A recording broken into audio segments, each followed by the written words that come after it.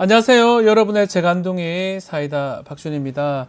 자, 주말간의 대통령실 국민의힘 최고위원들 일부하고 만찬을 가진 사실 또 알려졌습니다.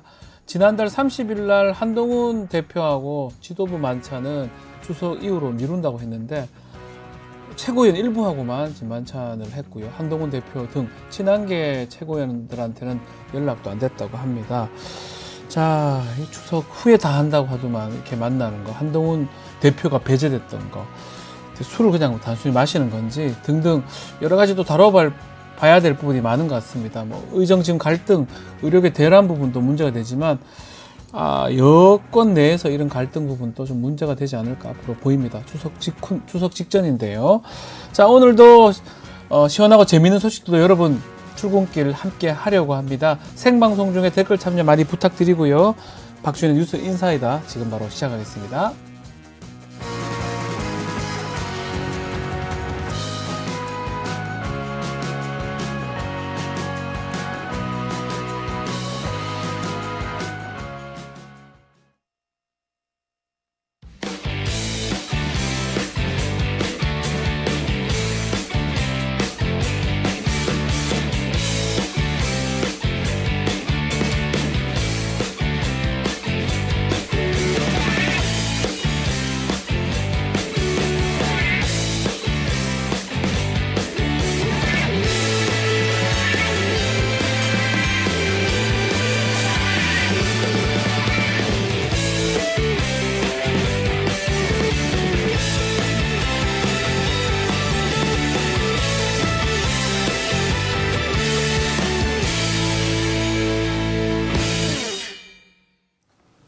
바쁜 아침 오늘 꼭 알아야 할 뉴스 엄선해서 정리해드리겠습니다. 듣기만 해도 이해가 쏙 뉴스픽 오늘 뉴스토마토 조성은 기자와 함께하겠습니다. 안녕하세요. 안녕하세요.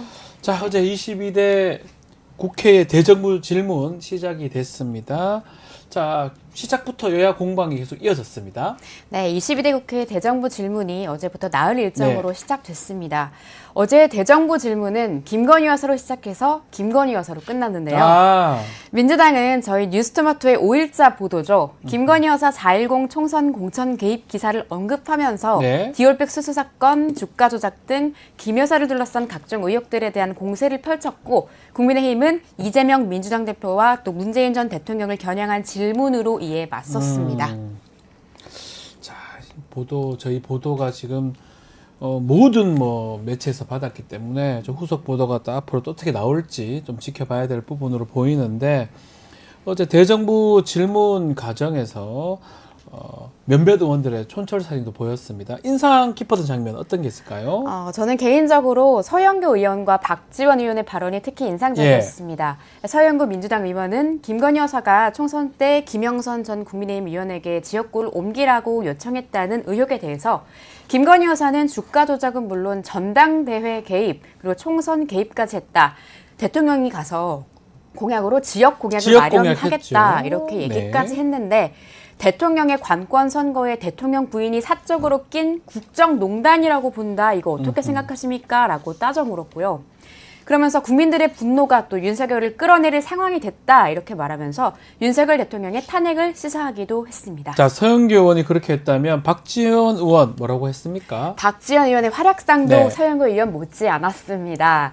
박 의원은 박성재 법무부 장관을 불러서 김건희 여사의 공천 개입 의혹을 거론하면서 김 여사가 중대한 선거 개입을 한 거고 국정 개입을 한 거다. 이 자체가 국정농단이라고 생각하는데 이 수사해야 되는 거 아니냐 이렇게 물었습니다. 자, 박성재 법무부 장관 어떻게 답변을 했습니까? 박성재 법무부 장관은 아직 구체적인 사실관계가 확정되지 않은 상황에서 언론의 의혹 제기만으로 공직선거법 위반 여부를 말씀드리는 건 적절치 않다라는 답변만 되풀이했는데요. 또 현역 의원 2명을 포함해서 다수의 진술이 보도에 담겨 있는데 이게 구체적이지 않으면 뭐가 구체적이라는 거냐 이렇게 박지원 의원이 질타를 하니까 공정하게 하겠다 이렇게 별 의미 없는 짤막한 답변만을 내놨습니다. 참고로 박근혜 전 대통령도 새누리당 공천에 개입해서 징역 2년이 선고됐었죠. 그렇죠. 그때 박 전 대통령을 기소한 게 바로 지금 윤석열 대통령, 당시 윤석열 서울중앙지검장이었습니다. 네.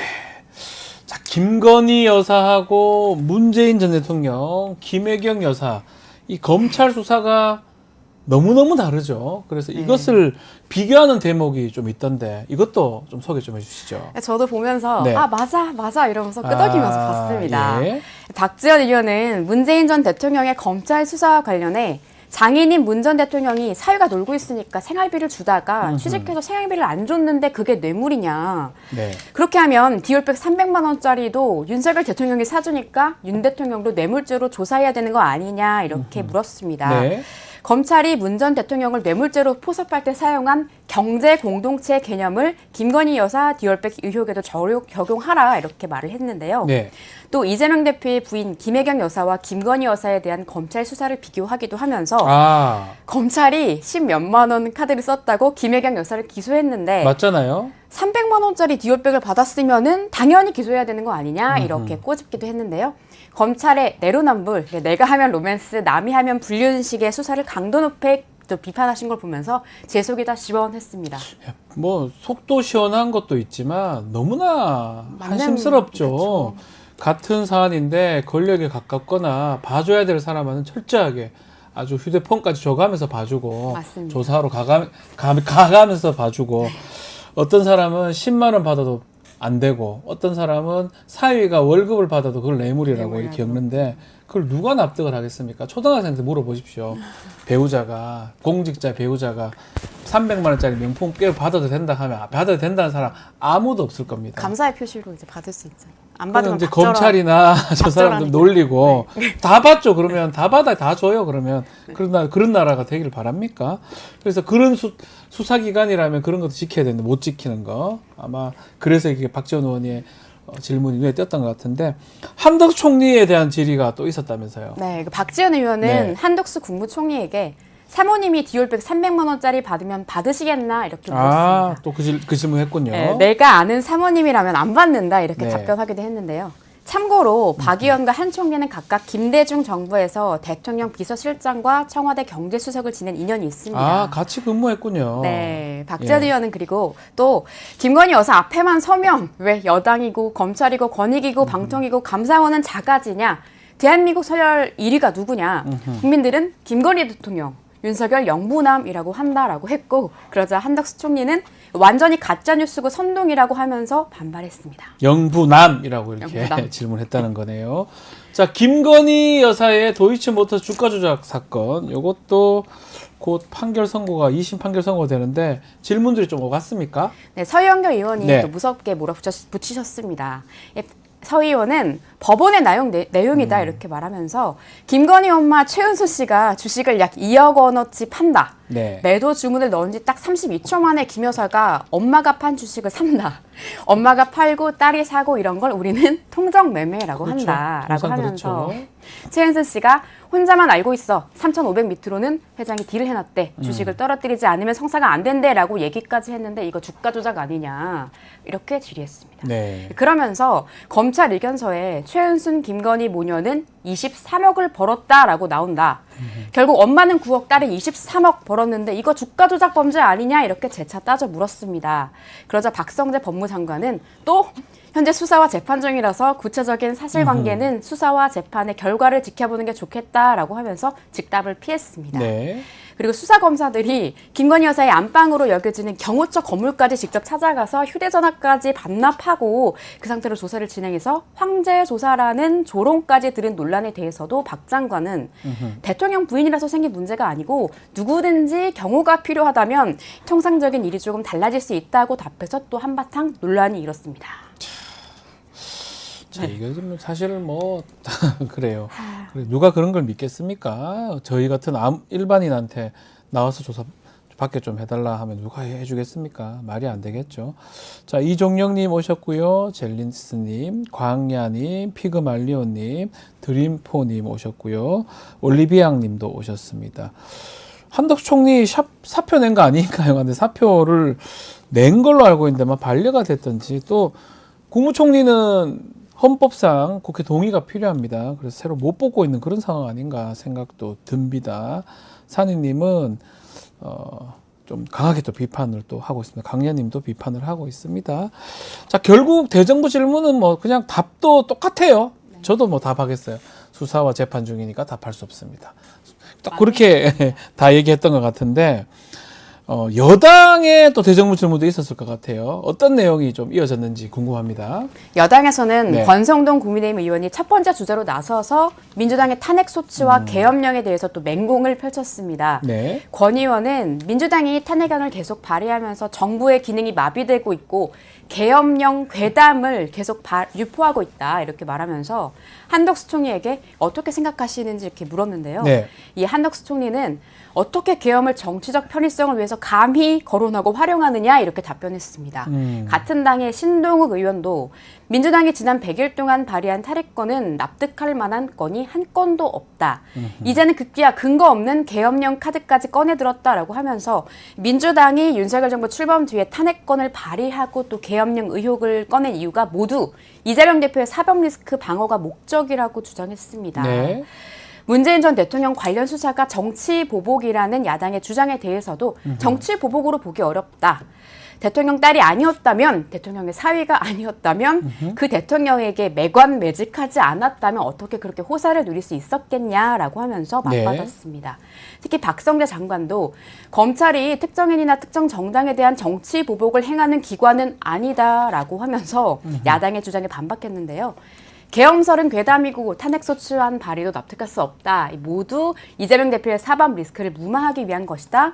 이거 좀 기승전 이재명 촬영인 것 같고 국민적 관심이 집중된 주요 의혹들에 대해서 정부의 대답도 줄곧 수사 중이니까 지켜보자. 사실관계가 확정되지 않아서 답하기 어렵다였던 것도 참 실망스러웠습니다. 네. 어제 정치를 주제로 포문을 열었던 대정부 질문은 오늘은 외교, 통일, 안보, 아하. 내일 11일에는 경제, 그리고 12일 목요일에는 교육, 사회, 문화를 주제로 진행될 예정입니다. 오늘 외교, 통일, 안보, 내일 11일 경제, 교육, 사회, 문화 다 뭐 걱정스럽습니다. 네. 외교, 통일, 안보도 그렇고 경제도 지금 추석 전이지만 좀 그렇고 또 지금 의료, 대란, 사회, 문화 또 교육까지 다 지금 글쎄요. 뭐 정치 분야 답변도 제대로 안 됐는데 이 나머지 분야 답변이 제대로 될 수 있을지 대정부 질문 아마 국민들이 추석 전이지만 유심히 지켜볼 것 같습니다. 자, 같은 날 오후 중앙지검 검찰시민위원회 최재형 목사 신청한 수사심의에 열기로 결정을 했다면서요. 네, 어제 최재형 목사 네. 사건이 검찰의 수사심의위원회에 회부됐습니다. 이는 지난주 김건희 여사에 대해 불기소를 권고한 수심위와는 다른 별도의 수심인데요. 네. 이로써 김건희 여사의 디올백 수수 사건이 또 한 번 심판대에 오르게 됐습니다. 앞서 이원석 검찰총장은 아침 출근길에 이 총장이 직접 회부한 수심위 이거 김건희 여사 면죄부용 아니냐라는 기자들의 질문에 현명하지 못한 처신과 형사처벌의 대상이 되는 범죄는 다른 네. 차원이라고 답하면서 수심위의 불기소 결정을 존중해서 자신의 임기 내에 즉 퇴임하는 오는 15일 전에 사건을 처분하겠다는 뜻을 내비치기도 했는데 네. 최재형 수심위가 소집됨에 따라 이번 주에 김건희 여사를 불기소 처분할 것으로 예상됐던 검찰의 시간표에 다소 차질이 생긴 것으로 보입니다. 수심위 규정과 절차에 따르면 최재형 수심위는 추석 연휴 이후에나 좀 열릴 것으로 보이는데요. 출근길에는 김건희 여사의 불기소 처분을 시사했던 이원석 총장이 같은 날 퇴근길에는 검찰 내부의 검토를 거쳐서 김건희 여사 사건의 처분 시기를 결정하겠다고 말을 바꿨습니다. 네. 관련해서 뉴스픽 끝나고 이어지는 우리 방송의 또 의사당 1번 출구 그렇죠. 그래서 좀 더 풍성하고 참신한 관점으로 분석해 드리도록 하겠습니다. 알겠습니다. 조성은 기자 오늘 뉴스픽 고생하셨고요. 이어서 의사당 1번 출구로 찾아오겠습니다. 잠시만 기다려 주십시오. 네, 감사합니다.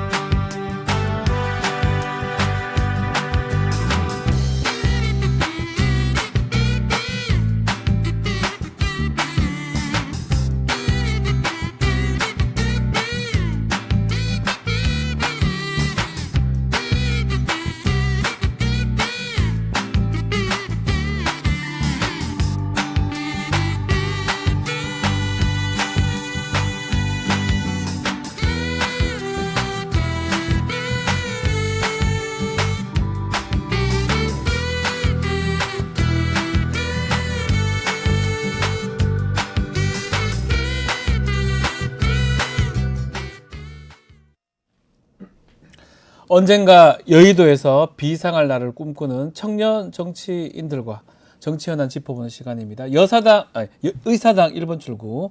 자, 오늘도 신인규 변호사, 황희두 노무현재단 이사 두 분 나오셨습니다. 안녕하십니까? 네, 안녕하세요. 여사당이라고 제가 표현을 했습니다. 의사당 1번 출구입니다. 의사당. 네. 여당, 야당 얘기하다 보니까 여사당이라고 합니다. 깜짝 놀랐어요. 여사가. 오늘 여사 얘기하면 안 되는데, 그죠?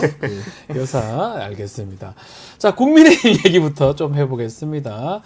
자, 윤석열 대통령, 국민의힘의 일부 의원들 대통령 관저로 초청을 했습니다. 비공개 만찬을 가졌는데, 뭐, 다음날 바로 공개가 됐고요. 일단은 보도가 됐고, 조선일보 보도했던 것 같은데, 한동훈 대표가 빠졌어요. 한동훈 대표는 연락도 못 받았고, 두 가지. 아니, 비공개했는데 바로 다음날 보도된 거. 한동훈 대표는 빠진 거. 어떻게 봐야 됩니까, 신인구 변호사님? 근데 이거를 가지고 지금 언론에서는 뭐 고도의 무슨 정무적인 뭐 판단 내지는 한동훈 뭐 고립 작전 시작된 거 아니냐. 약간 과장되게 보는데 저는 그냥 윤석열 대통령이 좀 유치하게 그 소위 말하는 뭐 편가르기라든지 아니면 본인이 싫어하는 사람에 대해서 왕따 시키다든지 이런 식의 좀 저급한 그냥 행태를 보일 뿐이지 이걸 뭐 그렇게 평가할 만한 가치가 있나라는 생각이 들고요. 그날 이제 아마 친윤계 의원들 일부를 데려다가 이제 아마 좀 뭐 비공개로 만찬을 했다라고 하는데 뭐 말이 좋아 만찬이지 그냥 제 생각에는 그냥 술 먹고 싶어가지고 만난 거 아닌가. 이제 아무래도 술이라는 것도 다양한 사람하고 먹는 걸 또 좋아하시는 것 같아요. 그렇죠. 그래서 저는 뭐 술을 빼고서는 이야기할 게 없다라는 생각이 들고 아마 한동훈 대표도 그 친한계 최고위원인 김종혁 최고위원도 언론 보고 아니까 얼마나 좀 황당했겠습니까? 좀 유치하기도 하고. 근데 한동훈 대표도 요 정도로는 흔들리진 않을 것 같아요. 왜냐면은 한동훈 대표가 윤석열 대통령하고 오랜 시간 일을 해왔기 때문에 늘상 있는 일이다. 술 먹으러 나가고 일 안 하고 항상 놀고 있는 거를 늘 봐왔기 때문에 전 한동훈 대표도 그냥 뭐 그러려니 하면서 그냥 유치함을 그냥 있는 그대로 받아들였지 않을까. 아하. 별로 저는 뭐 큰 타격은 없을 뭐 거라고 오랫동안 봅니다. 봤기 때문에 술자리는 알 거예요. 또 한동훈 대표는 뭐 알려진 바에 따르면 술을 거의 못 마시니까. 그러니까 오히려 이런 거 있잖아요. 우리가 직장에서 네. 상사가 술 문화로 막 자꾸 회식 나오라 그러면 싫거든요. 오히려 안 불러주면 땡큐일 때가 있어요. 그렇죠. 그러니까 한동훈 대표 입장에서는 그냥 잠이나 자고 집에서 만화나 보는 게 더 낫지 않겠나 이런 생각을 전 했을 가능성이 높다라고 봅니다. 자, 그럼에도 조금 눈에 띄었던 게 지난달 30일 날 지도부 만찬은 안 된다. 추석 앞두고 추석 이후로 미뤘는데 갑자기 주말에 술을 마신지는 모르겠습니다. 일단은 만찬을 했던 부분이거든요. 그래서 이제 사실 한동훈 대표 입장에서는 뭔가 나를 배제하는 거 아니냐 이렇게 생각할 수밖에 없을 것이다 라는 거거든요. 그러니까 뭐 앞에 이렇게 다양한 사람들 네. 만나는 걸 좋아한다 하셨는데 전제 조건은 내 말에 복종하는 그리고 술 잘 마시는 이제 그런 사람들만 골라서 만난다는 생각이 들더라고요. 네. 뭐 그도 그럴 수밖에 없는 게 뭐 한동훈 대표만 뺀 것도 아니고 친한계 의원 뭐 김종혁 다 의원이라든지 뺐어요. 친한계 의원들까지 패싱하는데 이게 진짜 학교에서 보면 일진들이 소위 학생들 괴롭힐 때 그 당사자뿐만 아니라 거기랑 같이 노는 사람들까지도 경고를 주지 않습니까? 그렇죠. 그러니까 전형적으로 이게 되게 어린 학창 시절에 있어서는 안 되는 일이지만 그 시절을 못 벗어난 것 같다. 그런 생각이 정말 많이 들고, 그러니까 뭐 술을 마시든 뭐를 하든 결국엔 지금 의료대란 문제가 가장 중요한 쟁점이 됐는데 그 얘기는 했겠죠. 술 마신다고 표현하면 안 되는데 하긴 했겠죠. 그 만찬에 술이 대화는. 나옵니다. 만찬에. 네. 뭐 가볍게 한 잔씩은 할 근데 수 중요한 가볍게 게 하겠습니까? 하필 또 거기에 인류한 씨가 갔다는 거 아닙니까? 인유한 또 의료 의사 출신이고 전문가 아닙니까? 그것도 문자 받은 전문가 아니십니까? 예, 그 문자 가지고 뭐 예를 들어 가지고 지금 사람들이 이걸로 지금 난리가 난 마당에 뭐 나도 뭐 그 같이 뭐 네트워크를 공유하자고 한 건지. 그러니까 지금 이러니까 막장이라는 얘기가 나오는 거죠. 그러니까 술 얘기를 지금 뭐 우스갯소리가 차지만 워낙 술을 좋아하시고 술 드신다는 얘기가 나오니까 이런 얘기를 하는 거고, 만약에 만찬 중에 술 안 드셨다 그러면 저희를 고소하십시오. 그죠? 저를. 저 말고 두 분. 그러니까 이제 술이 드셨겠죠? 사람이 술을 마시는 건 이제 우리 같은 일반인들이 얘기고 윤석열 대통령 정도 되면은 술이 사람을 마셔버리는 거죠. 좀 다릅니다. 내용 자체가. 자, 뭐 일단은 지금 상황에서 좋은 어떤 그런 기능이, 참모 기능이 좀 상실한 거 아니냐. 왜냐하면 지도부 만찬은 미루고, 그리고 그냥 본인이 원하시는 분들 모아서 몰래 만찬했는데 이게 조선일보를 통해서 보도되기도 하고 비판도 있고 이게 뭔가 참모진이 제대로 지금 대통령님 이거 하지 마시죠. 아니면 하더라도 몰래 정말 숨어서 하시든지 이렇게 해야 되는데 그런 기능을 상실한 거 아니냐 이런 얘기도 나옵니다. 우리가 이제 민주주의 국가에서 예. 삼권 분립이라는 것도 있고 예. 또 행정부 내부도 내부 통제 기능이라는 게 있거든요. 네. 그래서 뭐 우리 헌법에도 뭐 각종 국무위원들의 부서권이라든지 뭔가 각각의 통제 기능이 있습니다. 뭐 감사원도 마찬가지고 검찰도 그렇고요. 근데 지금 윤석열 정부의 가장 큰 문제는 뭐냐면은 모든 통제 기능이 다 힘을 상실하고 기능을 잃어버렸다. 통제가 안 된다. 그 지금 사실상 윤석열 대통령의 국정 운영은 그냥 국정 놀이터입니다. 그러니까 국정의 놀이터에서 권력을 향유하는 윤석열 대통령을 정점으로 해서 뭐 김건희 여사도 많은 부분 저는 향유하고 있다고 보고요. 네. 그거를 옆에서 같이 해먹는 간신배들이 대통령의 눈과 귀를 가려서 함께 해먹고 있는 것이지 네. 이걸 뭐 내부적으로 행정부가 가지고 있는 내부 통제 기능이나 이런 것들이 다 기능을 잃어버린 지 꽤 오래됐기 때문에 저는 이것이 어떤 자정 기능을 가지고 다시 원상 회복을 할 수 있겠느냐. 전 이미 불가능하다라는 판단을 하고요. 저는 이번에 의료 대란이 이제 의료 붕괴로 가고 이것을 만들어낸 핵심 주체가 윤석열 대통령 아닙니까? 네. 근데 수습도 못해요. 왜냐하면 수습의 1번이 뭡니까? 잘못을 인정하고 장관들 교체하면서 새로운 모멘텀을 만드는 게 수습의 시작인데 네. 이것도 못하거든요. 네. 근데 저는 윤석열 정부는 완전히 실패한 정부로 이제는 낙인 찍어도 좀 무방하다. 전 그렇게 봅니다. 인요한 최고위원은 그 가서 아마 의료 얘기를 했을 것 같은데 그 본인이 뭔 얘기를 할 수 있을까요? 그 문자 받아가지고 저한테 부탁하면 다 들어줄게 뭐 이런 얘기 하는 건가요? 그렇게 추정을 할 수밖에 없는 게 아. 이후로도 제대로 된 사과가 아니라 오히려 조롱을 했었거든요. 네. 그리고 앞에 쭉 말씀 주셨지만 뭐 그 주변의 간신들, 그러니까 처음에 좀 올바른 얘기를 하던 사람들은 지금 다 나가 떨어졌다는 거 아니겠습니까? 네. 그러니까 김태효의 스승으로도 알려진 존 미어샤이머가 최근 그 책에서 강조를 했던 게 뭐냐면 두 가지. 네. 합리적인 이론에 근거해서 국정 운영하냐, 그리고 제대로 된 심의 과정을 거쳤냐. 근데 지금 이 첫 번째 이론과 관련해서 보면 네. 그냥 뭐 뉴라이트, 친일 뉴라이트 얘기만 나오고 있는 거고 제대로 된 심의 과정을 안 거치고 의료 대란뿐만 아니라 모든 국정 운영 자체가 그냥 자기들 멋대로 하는 거거든요. 근데 이게 심지어 김태효 씨 같은 경우에도 그렇게 뭐 미어샤이머 뭐 스승으로 얘기가 막 나오고 시카고대에서 그런 2년 얘기를 엄청 했었는데 막상 그 국제 정치 그 하는 거 보면 그마저도 따르지도 않고 있는 겁니다. 네. 그러니까 지금 막 제멋대로 엉망진창 이거를 운영을 하고 있는 건데 결국에는 노무현 대통령 얘기를 안 할 수가 없어요. 네. 그렇게 존경한다고 얘기를 하고 김건희 씨도 문자를 통해서 그렇게 언플을 했었는데 노무현 대통령 같은 경우에는 내가 앞장서는 게 아니라 찬반 의견이 팽팽하게 나뉘면 그 얘기를 다 듣습니다. 네. 그리고 나서 여론도 끊임없이 살피면서 그리고 나서 엄청 고뇌를 거친 다음 판단을 했는데 지금 그 자체가 마비가 된 거죠. 근데 저는 윤석열 대통령 하나만 더 지적하면 네. 우리 사람이 다 잘못할 수 있거든요. 그리고 네. 잘못을 인정하는 거 굉장히 어렵습니다. 그래서 고집을 부리기도 해요. 근데 윤석열 대통령의 문제는 뭐냐면은 이분은 양심이 좀 없고 이미 거의 본인에 대해서 성찰 기능이 없어졌기 때문에 잘못에 대해서 거의 확신범 수준입니다. 그래서 저는 이분은 어떤 돌이켜서 교정을 하거나 본인을 돌아보거나 이런 기능이 없기 때문에 저는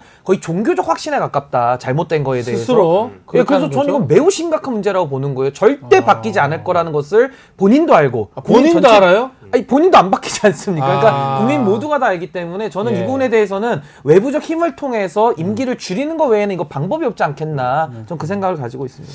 자, 뭐 이 지금 비공개 만찬 드러난 것도 드러난 거지만 지금 추석 앞두고 뭐 의료 어쨌든 의료 그 얘기는 하긴 했을 것 같아요. 그 자리에서 그 지금 의료 공백 관련해서 여야 의정 협의체 구성하기로 했는데 문제가 있어요. 의사 단체가 다 참여하지 않는데 이게 뭔 의미가 있을지도 생각도 들고 의료계 빠진 협의체 어떤 의미가 있을까요? 이거 어떻게 짚어봐야 됩니까? 이게 굉장히 복잡한 게 네. 초고차 방정식이거든요. 그러니까 네. 여야 관계도 그렇게 좋은 건 아니고요. 거기다 의사들도 의협이 있고 또 의사 그 전공의가 있고 단체들이 몇 개가 있어요. 또 의사 안에도. 교수협의회가 있고 예. 또 교수단체가 있고 이게 맞습니다. 굉장히 나눠져 있기 때문에 그걸 각각 바라보는 시각이 다릅니다. 다르죠. 게다가 의협회장 같은 경우는 굉장히 정치적인 행동을 하면서 비판을 너무 많이 받고 있거든요. 예. 의사 내부대에서도 신뢰를 못하고 있는 분이 지금 의협회장 하고 있기 때문에 네. 지금 사실상 이 문제는 정부도 완강하고 그러니까 지금 안 풀리는 거거든요. 네. 근데 이거는 굉장히 심플하게 보면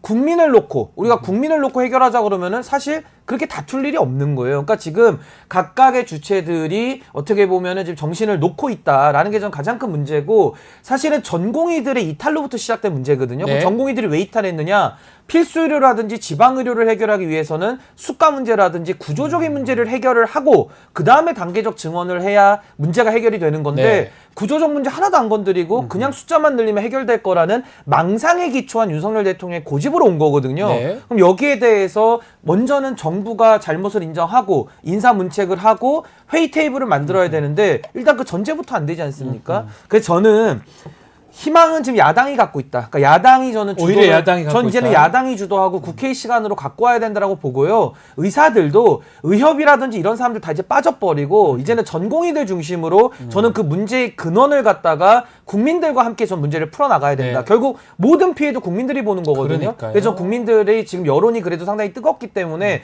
여론은 빨리 반응할 가능성이 높다. 그렇기 네. 때문에 전 야당이 전공의들을 중심으로 해서 국민 여론을 가지고 저는 정부를 압박하고 국민의힘을 압박해서 저는 야당이 좀 주도해서 이 문제는 좀 해결해야 될 좀 비상한 시기 아닌가. 전 이재명 대표의 책임이 더 이제 커졌다. 저렇게 봅니다. 진짜 비상한 시기라고 봐야 됩니다.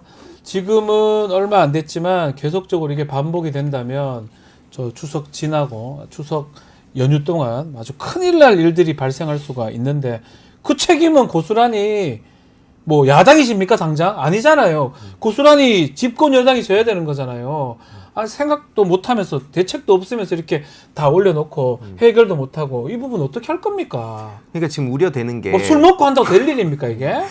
그러니까 이게 그동안 검찰 내에서는 그런 게 먹혔겠지만 예. 정치는 전혀 다른 영역이잖아요. 특히 지금 제일 우려되는 건 원래 이제 협상이라는 게 강한 걸 던져놓고 네. 차츰차츰 깎아내면서 서로 이제 합의를 본다. 어쩌면 그게 맞죠. 그게 예. 그렇다고 생각하는데 참 어려운 건 이제 25년, 26년까지 다 그냥 리셋하라는 거 아니겠습니까? 네. 근데 문제는 어제부터 이제 그 수시 원서 접수가 시작이 됐어요. 그래서 이거를 바꾸는 게 고등교육법 시행 영상으로 봐도 천재지변이라든지 뭐 이런 걸 포함한 교육부 장관 뭐 법 많이 어기잖아요. 뭐 그렇게 저는 그것도 이해가 안 돼. 딜레마가 왜지 마음대로 다 바꾸잖아요. 뭐 이게 그러니까 진짜 맞아요? 절차가 사실 진짜 복잡하죠. 저는 교육부 모르겠어요. 복지부를 막 거치고 아. 대기업 심의 거치고 그러면 대학 정원 처음부터 바꾸고. 잘해야지. 그냥 배정 마음대로 인원 늘려놓고 이렇게 자료는 하나도 없다 그러고. 근데 이게 예, 또 진짜 말씀하세요. 딜레마가 예. 학부모랑 이제 학생들은 네. 또 이제 그 가처분 신청, 집행정지 가처분 신청까지도 할 수 있단 말이에요. 왜냐면 이번에 당장 수시 접수한 네. 사람들. 그러니까 이 혼란이 갑자기 튀어나온 게 아니잖아요. 뻔히 이건 다 예측된 일이었음에도 그러니까요. 불구하고 이런 식으로 그냥 술 먹고 국정 운영하다가 여기까지 망쳐놨는데 지금이라도 정신 차려야 되지만 아까 신인규 위원장님 말씀처럼 답이 없습니다. 들을 생각이 없고 오히려 자기가 개혁을 하고 있는데 왜 여당 의원들이 방해하냐고 치워버리는 거 아니겠습니까? 네. 이거는 그러니까 아까 아이고 죄송합니다. 아니에요. 아까 말씀하셨듯이 외부적인 그 공론화를 통해서 이거는 정치권을 압박하는 수밖에 없다 이제 끌어내리는 수밖에 없다 봅니다. 저는요 윤석열 대통령의 이건 거의 전 씻을 수 없는 죄라고 봐요. 왜냐하면 의료 붕괴라는 게 다시는 복구되기가 어렵다라는 그러니까요. 이야기도 나오고 있거든요. 예. 전 윤석열 대통령이 후보 시절에 어퍼컷 계속 하고 다녔잖아요. 네. 근데 우리가 복싱에서도 잽과 스트레이트를 쓰면서 어퍼컷은 한 번 기회가 왔을 때 나비처럼 날아서 벌처럼 쏘는 거거든요. 네. 근데 윤석열 대통령은 매일 국정 운영도 매일 어퍼컷만 칩니다. 예. 아니 야구에서도 우리가 슬라이더도 던지고 커브도 던지면서 경기 운용을 해야 되는데 네. 그게 국정 운영인데 매일 강속구만 던지니까 빈볼 나오는 거거든요. 이거 완전히 빈볼 정부 아니냐라는 생각이 듭니다. 자, 지금 뭐 신인규 변호사도 얘기를 했지만 일각에서는 어느 정도 사과를 하고 담당자들 지금 장관, 복지부 장관, 차관, 이뇨한 의원 등등까지 이뇨한 의원도 심각하다고 봐야 되겠죠. 본인은 뭐 변명을 하고 있지만 그런 게 좀 필요하지 않나. 또 국민의힘 의원들 중에서도 박민수 차관은 좀 경질해야 된다, 막 이상한 소리 자꾸 하니까 오세훈 시장도 그런 얘기 한 것 같은데 뭐 각규택 의원은 또 아니라고 합니다. 어떻게 보십니까? 지금 좀 정리하려면 그런 장차관들 사과부터 시작돼야 됩니까? 지금요 물러나야 될 사람은요. 네. 저는 뭐 박민수 차관 얘기할 때가 아니고요. 네. 한덕수 총리 총리부터? 그리고 저는 조교용 장관 예. 그리고 이주호 장관 이 세 명한테 일단 전 책임을 물리는 것이 가장 핵심이다라는 생각이 우선 들고요. 네. 뭐 김재섭 의원이나 의원이나 나경원 의원, 오세훈 시장 등이 목소리를 내고 있는데 네. 전 이분들에게도 조금은 문제 제기를 하고 싶은 것이 어떤 거죠? 지금 나이브하게 뭐 문책해야 된다는 식으로 평론할 게 아니라 이분들은 집권 여당의 무한 책임을 같이 지는 분들 아닙니까? 네. 아니 본인들이 대통령 들어가서 멱살을 잡든지 소리를 지르든지 그쪽이 경로하면 같이 경로를 하든지 해서 이거 문제를 바로 잡아야 될 사람들이거든요. 네. 근데 거기에 대해서 지금 강 건너 불구경하듯이 뭐 자르는 게 필요할 것 같다. 이 정도만 가지고 목소리를 내는 거는 아무 의미 없는 짓을 전 하고 있는 것이다. 문제 해결에 물론 뭐 안 하는 것보단 좀 낫다고는 하겠지만은 그래도 별로 효능감이 없거든요. 네. 전 집권 여당이 대우각성이 좀 필요한 시점 아닌가라는 생각이 듭니다. 사과도 하고 몇몇은 좀 중요 인사들, 교육부 장관이나 보건복지부 장차관, 국무총리까지 좀 경질시키는 거.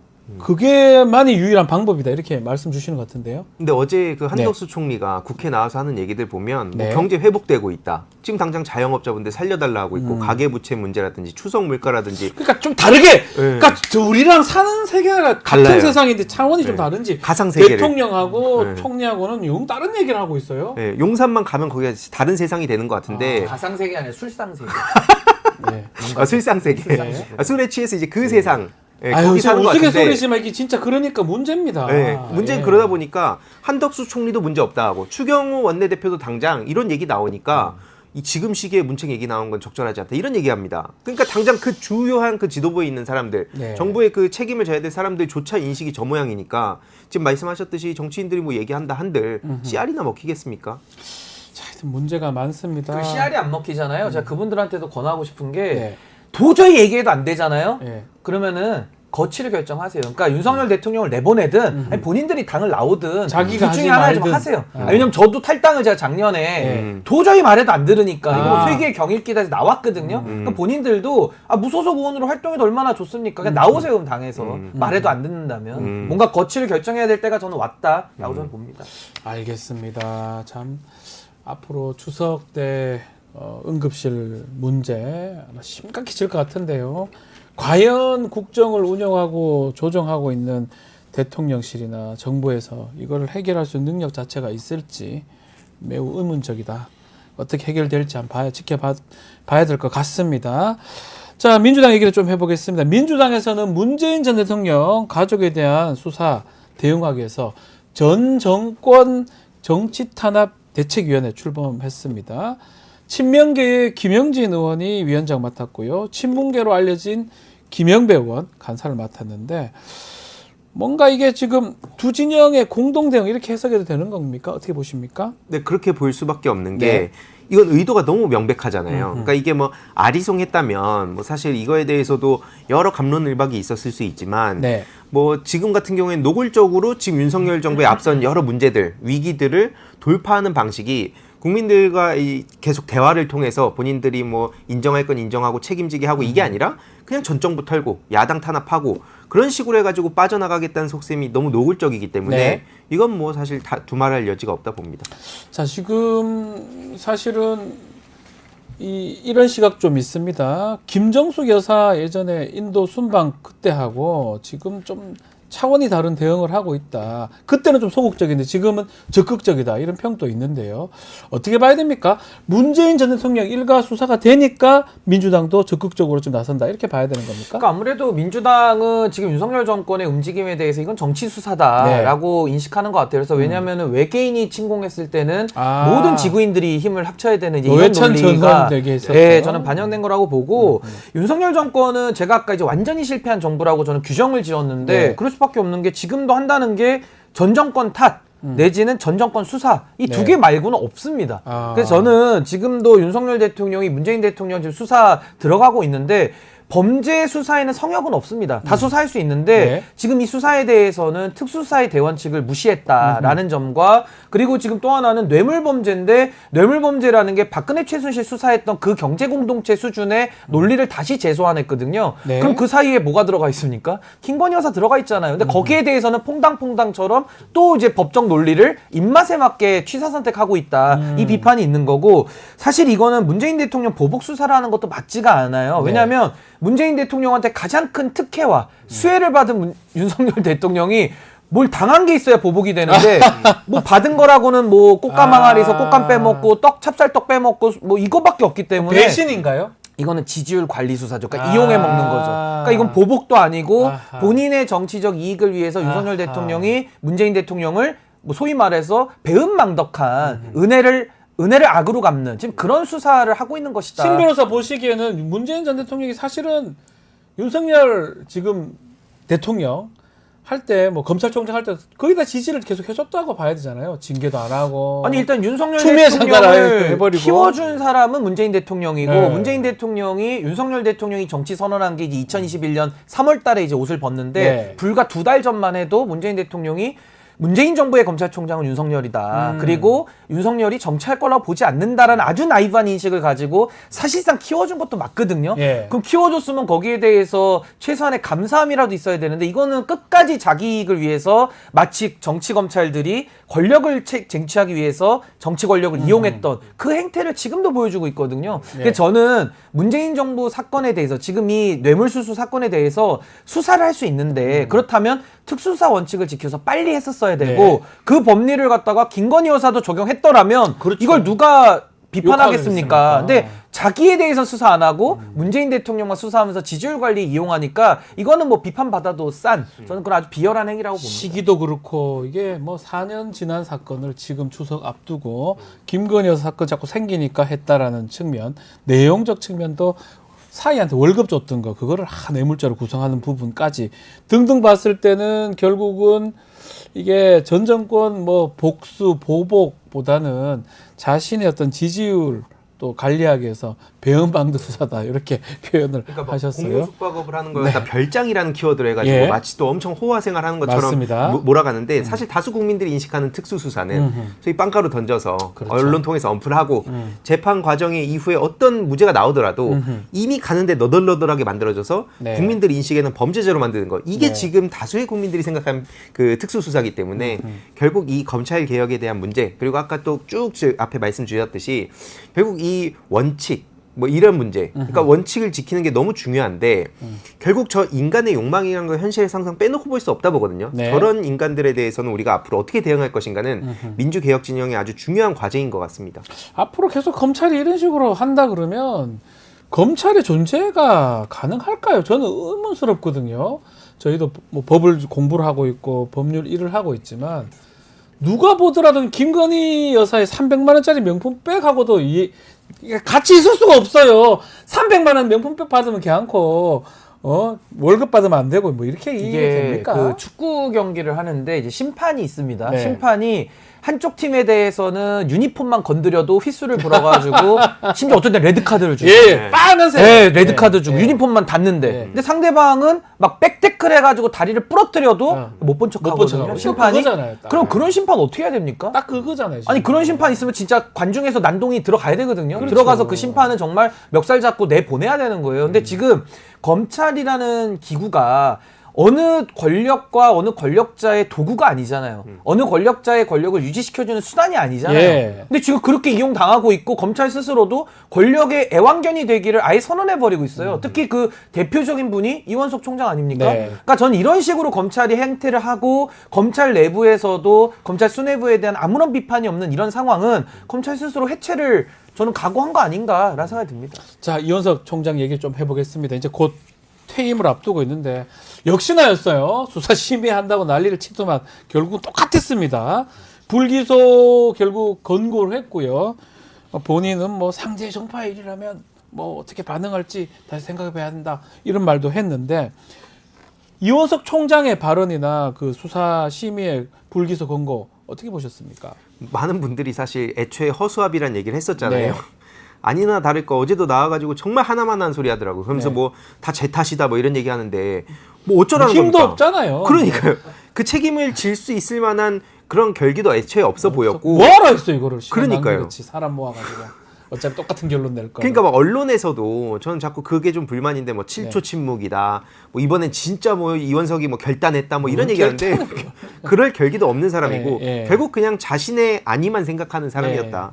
역대급 무능한 검찰총장입니다. 예. 그래서 끝까지 2년을 지켰어요.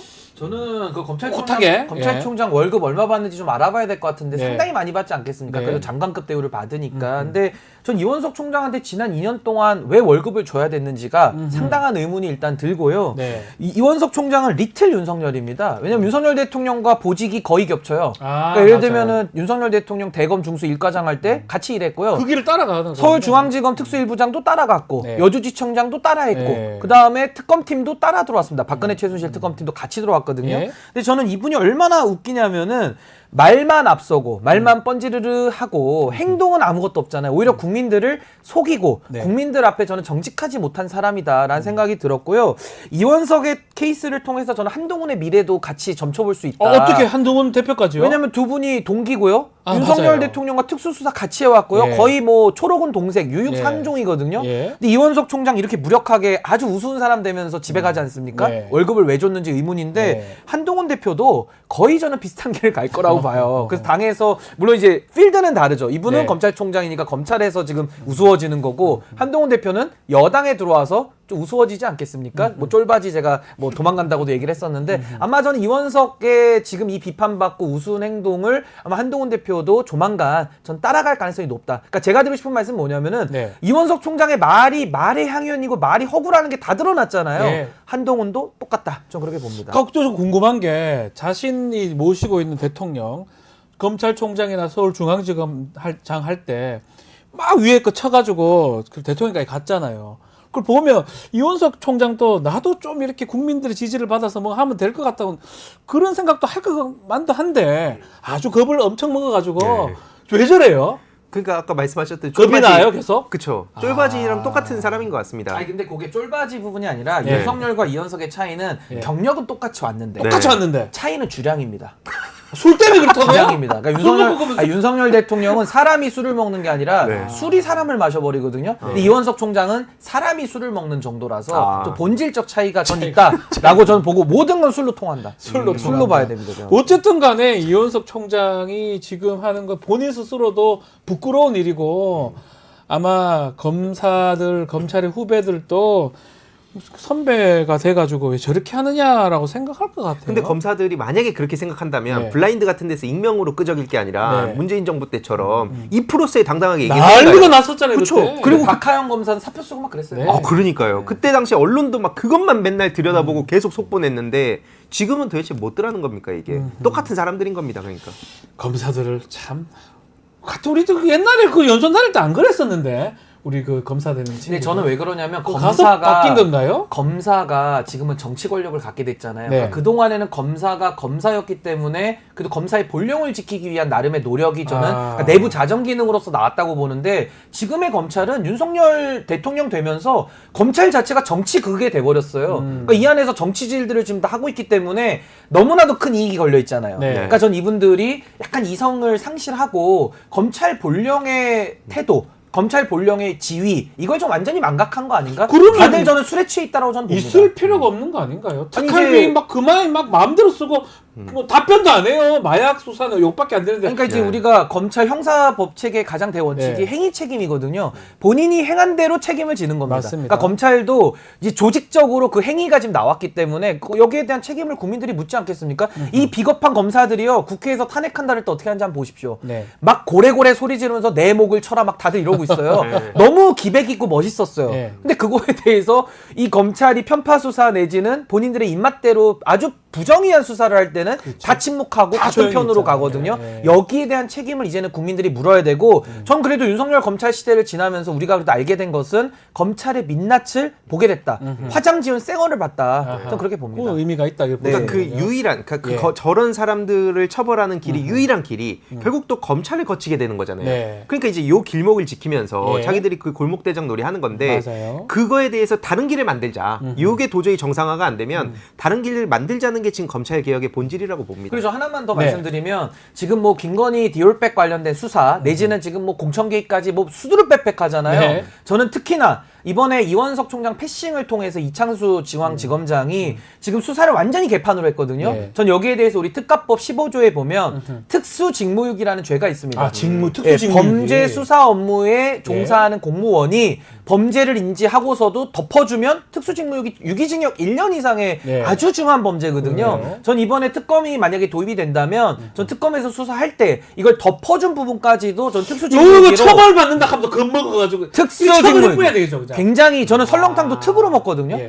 특수직무유기는 직무유기에 네. 더 가중된 처벌이다. 네. 매우 중한 야, 범죄입니다. 이게 문제인 거예요. 사실은 자신들이 처벌받는 걸 안다면 예전에 그랬잖아요. 계좌 추적 받는 걸 안다면 함부로 못 하거든요. 네. 아무도 내 계좌를 못 한다고 하니까 지 마음대로 계좌로 뇌물 받고 그랬던 검사들이 있었습니다. 예전에. 근데 이제 뇌물을 선물이라고 부르기 때문에 더 심각해진 거죠. 이제는. 그래서 본인들이 골목대장에 내가 알아서 다 우리들끼리 알아서 조치를 할 수 있고 유무죄를 결정할 수 있으니까 그 때문에 했는데 만약에 처벌받고 감옥 간다는 거 생각한다면 조금 달라질 수도 근데 있지 전 않을까 이번에는 그런 생각해요. 선례를 만들어야 된다 생각합니다. 그렇죠. 왜냐면 윤석열 시대에는 검찰 정치에 아주 화려하게 꼽힌 시기이기 때문에 이 꽃이 이제 질 때가 다 됐거든요. 네. 저는 완벽하게 역사적, 법률적, 정치적 책임을 다 물어야 된다. 네. 전 이번에는 용납해서는 안 된다고 봅니다. 그런 의미에서 지금 최재형 목사 관련해서 검찰 수사 심의에 다시 하나 열린다고 하거든요. 이거는 다른 거예요. 김건희 여사 거 다른 거고 최재형 목사 거만 다시 이제 결정을 한다고 하는데 이거 어떻게 보십니까?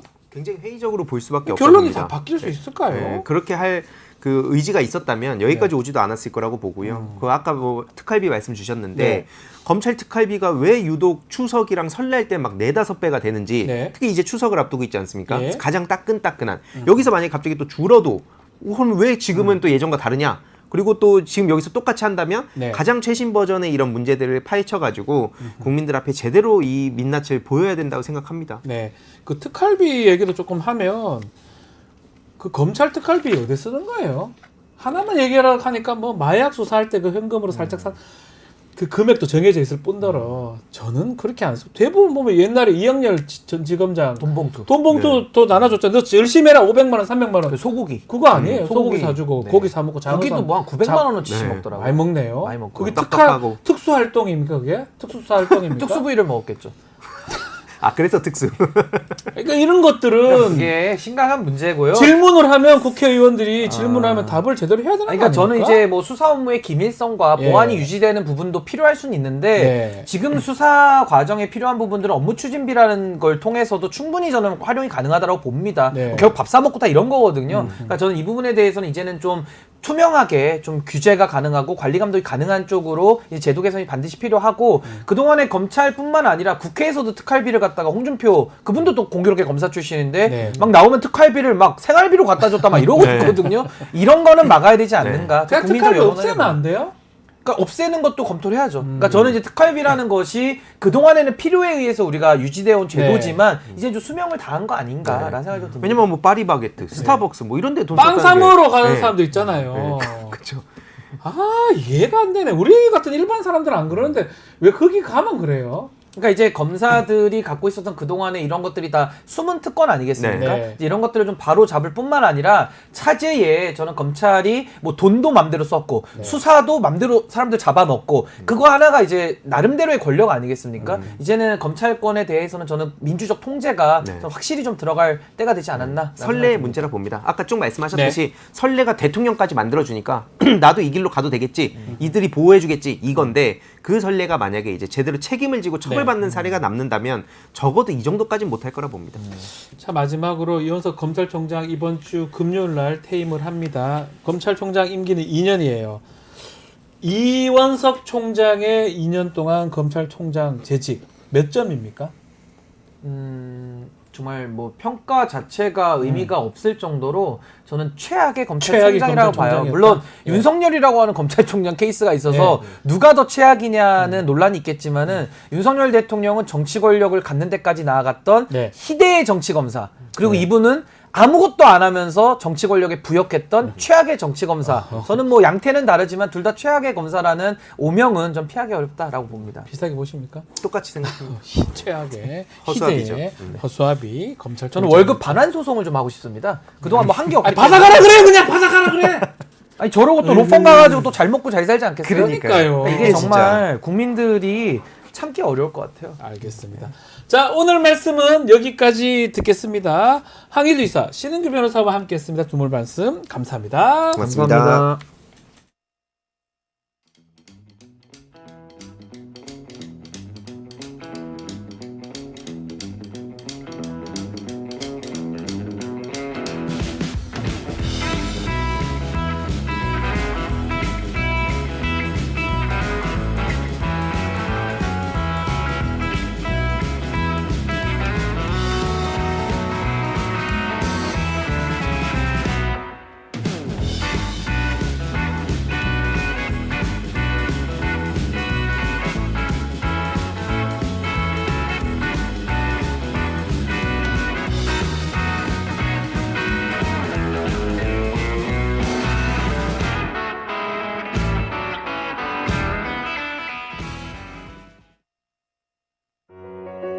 아이 재단에서 뜻을 함께할 정기 후원자분들을 기다립니다.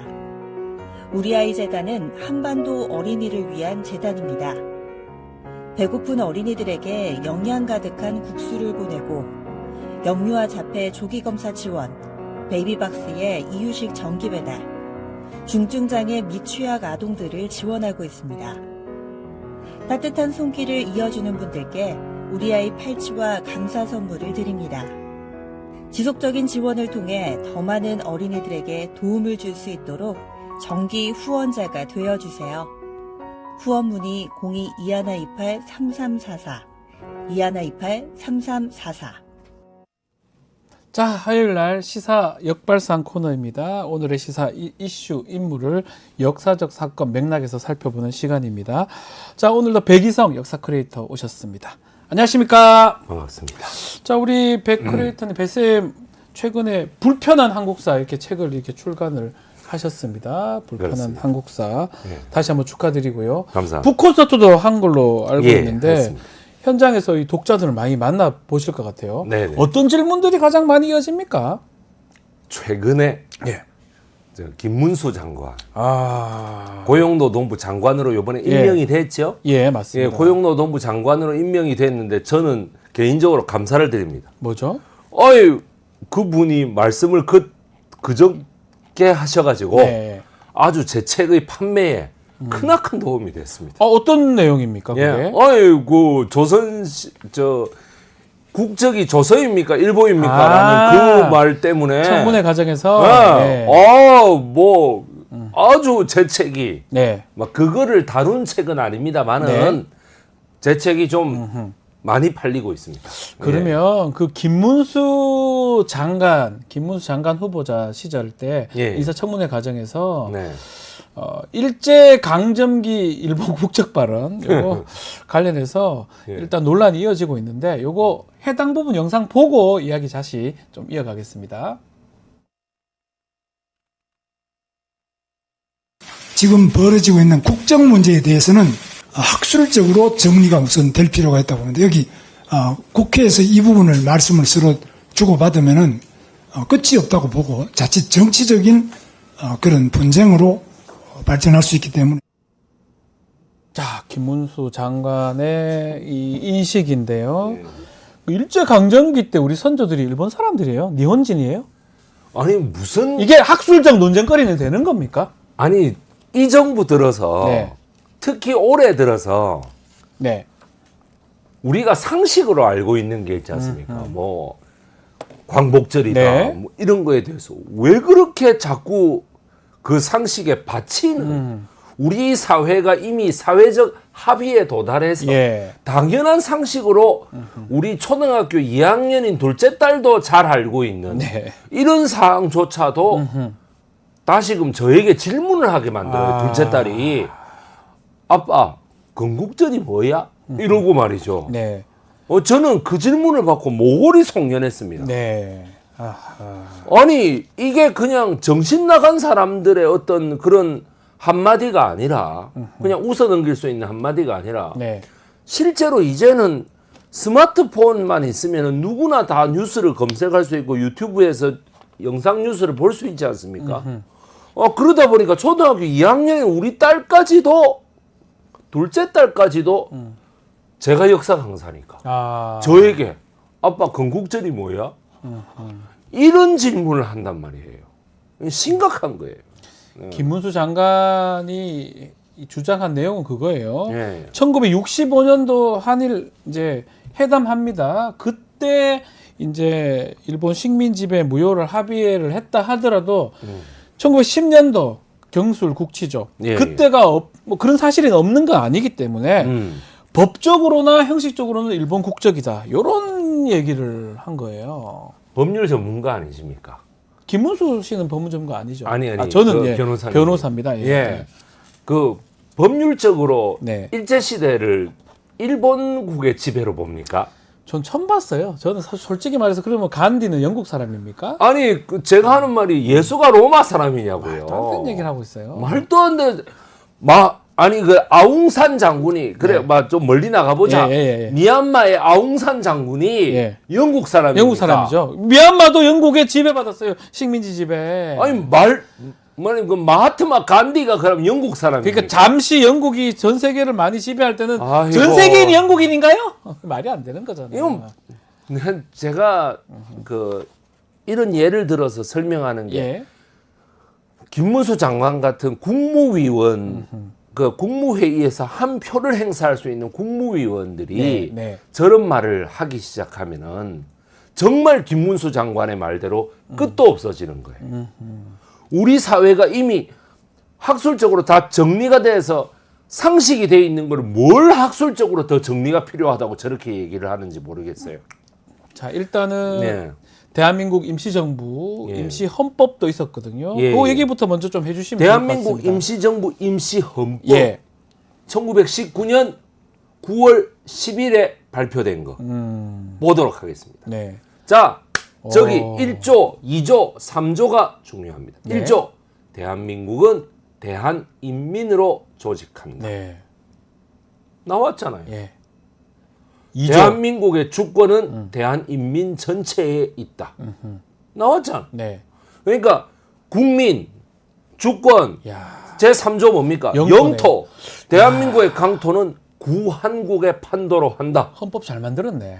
1조, 2조, 3조로 다 됐네요. 1919년에 다 나와 있지 않습니까? 야. 뭐 국민 주권 영토가 없다고 자꾸 뉴라이트에서 그렇게 얘기를 해요. 네. 임시정부에 임시헌법에 다 나와 임시자가 붙은 거는 임시로 붙은 게 그거는 뭐냐 정식으로 정부가 수립되기 전에 임시로 만들어 둔다 이 말이에요. 네. 왜냐 독립되고 나서 바로 정부를 차지하기 위해서 만들어 둔다 이 말이죠. 뭐가 문제입니까? 그러니까요. 임시헌법 총령의 1조부터 3조까지 이 국가의 3대 요소, 네. 주권, 국민, 영토가 다 나와 있고 예. 이거대로 하면 해석이 다 되는 거고. 그러니까 저거를 만든 사람이 그럼 누구냐? 사진 한번 띄워 주십시오. 누구죠? 저걸 만든 사람. 사진이 저거 만들고 나서 기념으로 사진 촬영한 겁니다. 안창호 중간에 도산 예, 안창호인데요. 중간에 다리 딱 꼬고 앉아 계시는 우리 도산 안창호 선생님. 예. 그리고 바로 옆에가 누굽니까? 해공 신익희 신익희 선생님. 예, 신익희 선생님을 비롯한 국무위원 전체의 모습입니다. 뭐 이거는 뭐 사실 더 말할 거 없죠. 아니 저렇게 멋있는 사진까지 딱 찍어가지고 아니 저렇게 자 그러면 이래 한번 봅시다. 내무총장이잖아요. 네. 저때 네. 안창호 선생님의 네. 그것이 우리가 민족의 가장 위대한 위인으로 우리가 치고 있는 안창호 선생님 아닙니까? 네.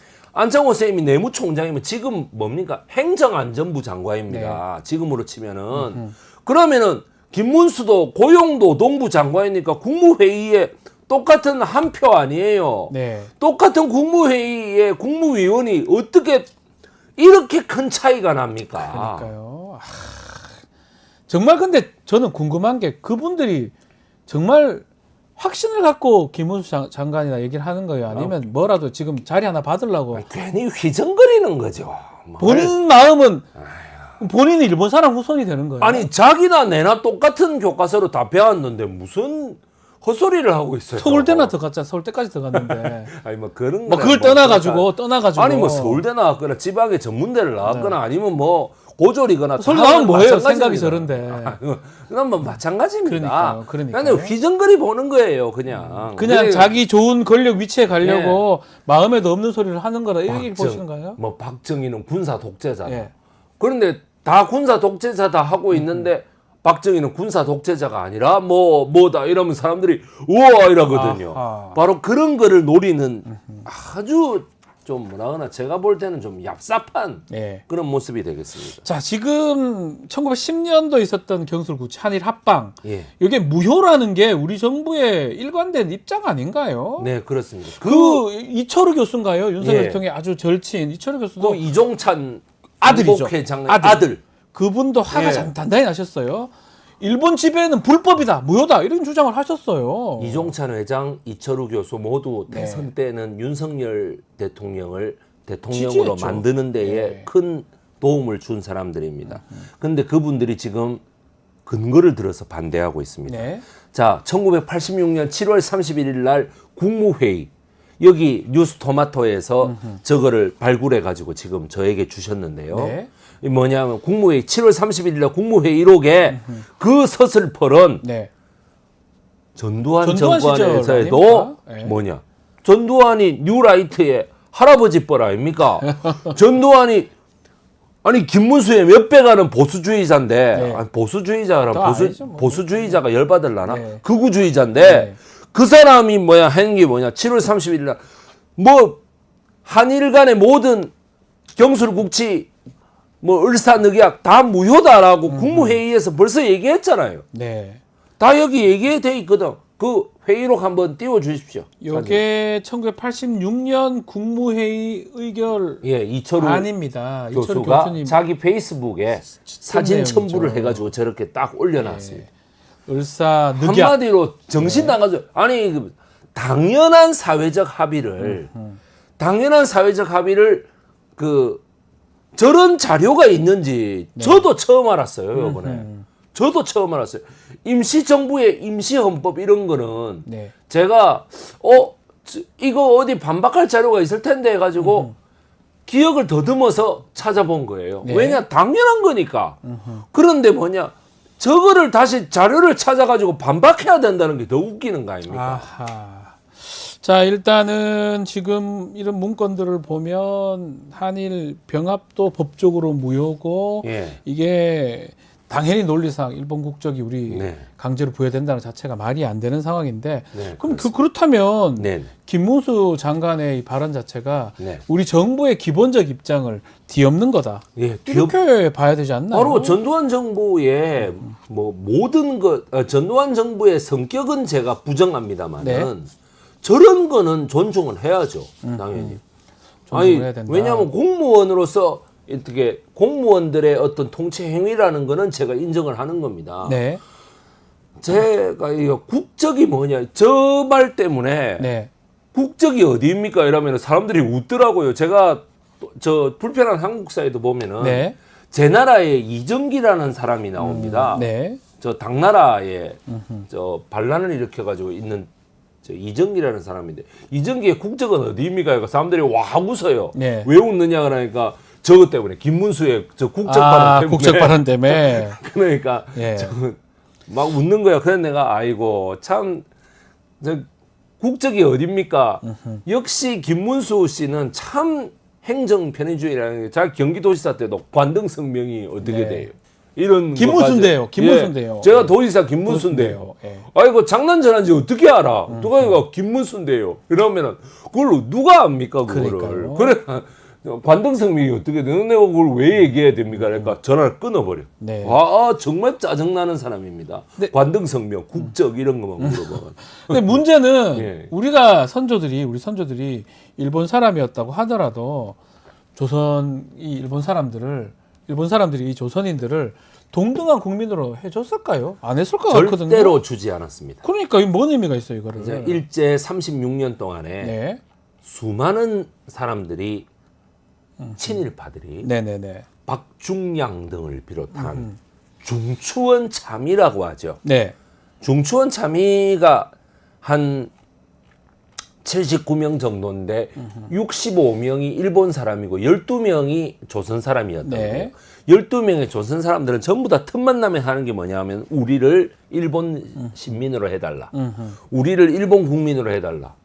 아니 어차피 국적이 일본인데 뭘로 해달라 국민으로 그래요? 해달랍니까? 그 말대로라면. 그러니까 친일파들의 여러 가지 일까지도 한꺼번에 부정하는 발언입니다. 저 발언이. 일들까지. 그러니까 그 다음에 제가 정말 하고 싶은 말이 한마디 있는데 네, 지금 저분이 고용노동부 장관 아닙니까? 네, 고용노동부 장관의 주 임무 중에 하나가 여러 임무가 있는데 임무 중에 하나가 역사적인 임무도 있습니다. 어떤 거죠? 뭐냐면 일제시대에 우리가 강제징용 당했다. 그렇죠. 그 다음에 여성들이 그 고용을 보장한 노동을 미끼로 성노예로 팔렸다. 예, 예, 예. 이런 거를 규명해야 되는 역사적인 임무도 있습니다.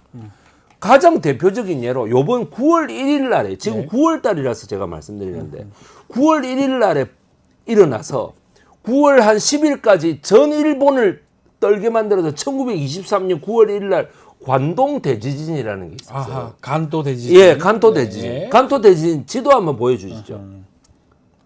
일본 지도 적어 보십시오. 난리가 저 났네요. KBS의 지도인데요. 예. 군마 지금 가나가와 현의 조선인 학살 이- 3,999명입니다. 이게 간토 대지진 당시에 일본이 우리 예. 조선인들을 예. 학살했던 예, 그 예. 내용인 거죠. 엄청난 거죠. 그러니까 저거를 고용노동부가 교섭을 해가지고 밝혀내야 되는 거예요. 지금 예. 일본은 저거를 어떻게든 저런 거는 그냥 덮어버리자. 그렇고 싶을 예. 것 같은데. 그냥 냄새 나는 거 다 덮어버려 이러고 싶었겠지. 아니야. 이거는 일본의 공식 기록에도 나와 있습니다. 미즈노 렌타로라고 하는 네. 미즈노 렌타로 그 사진 한번 보여주십시오.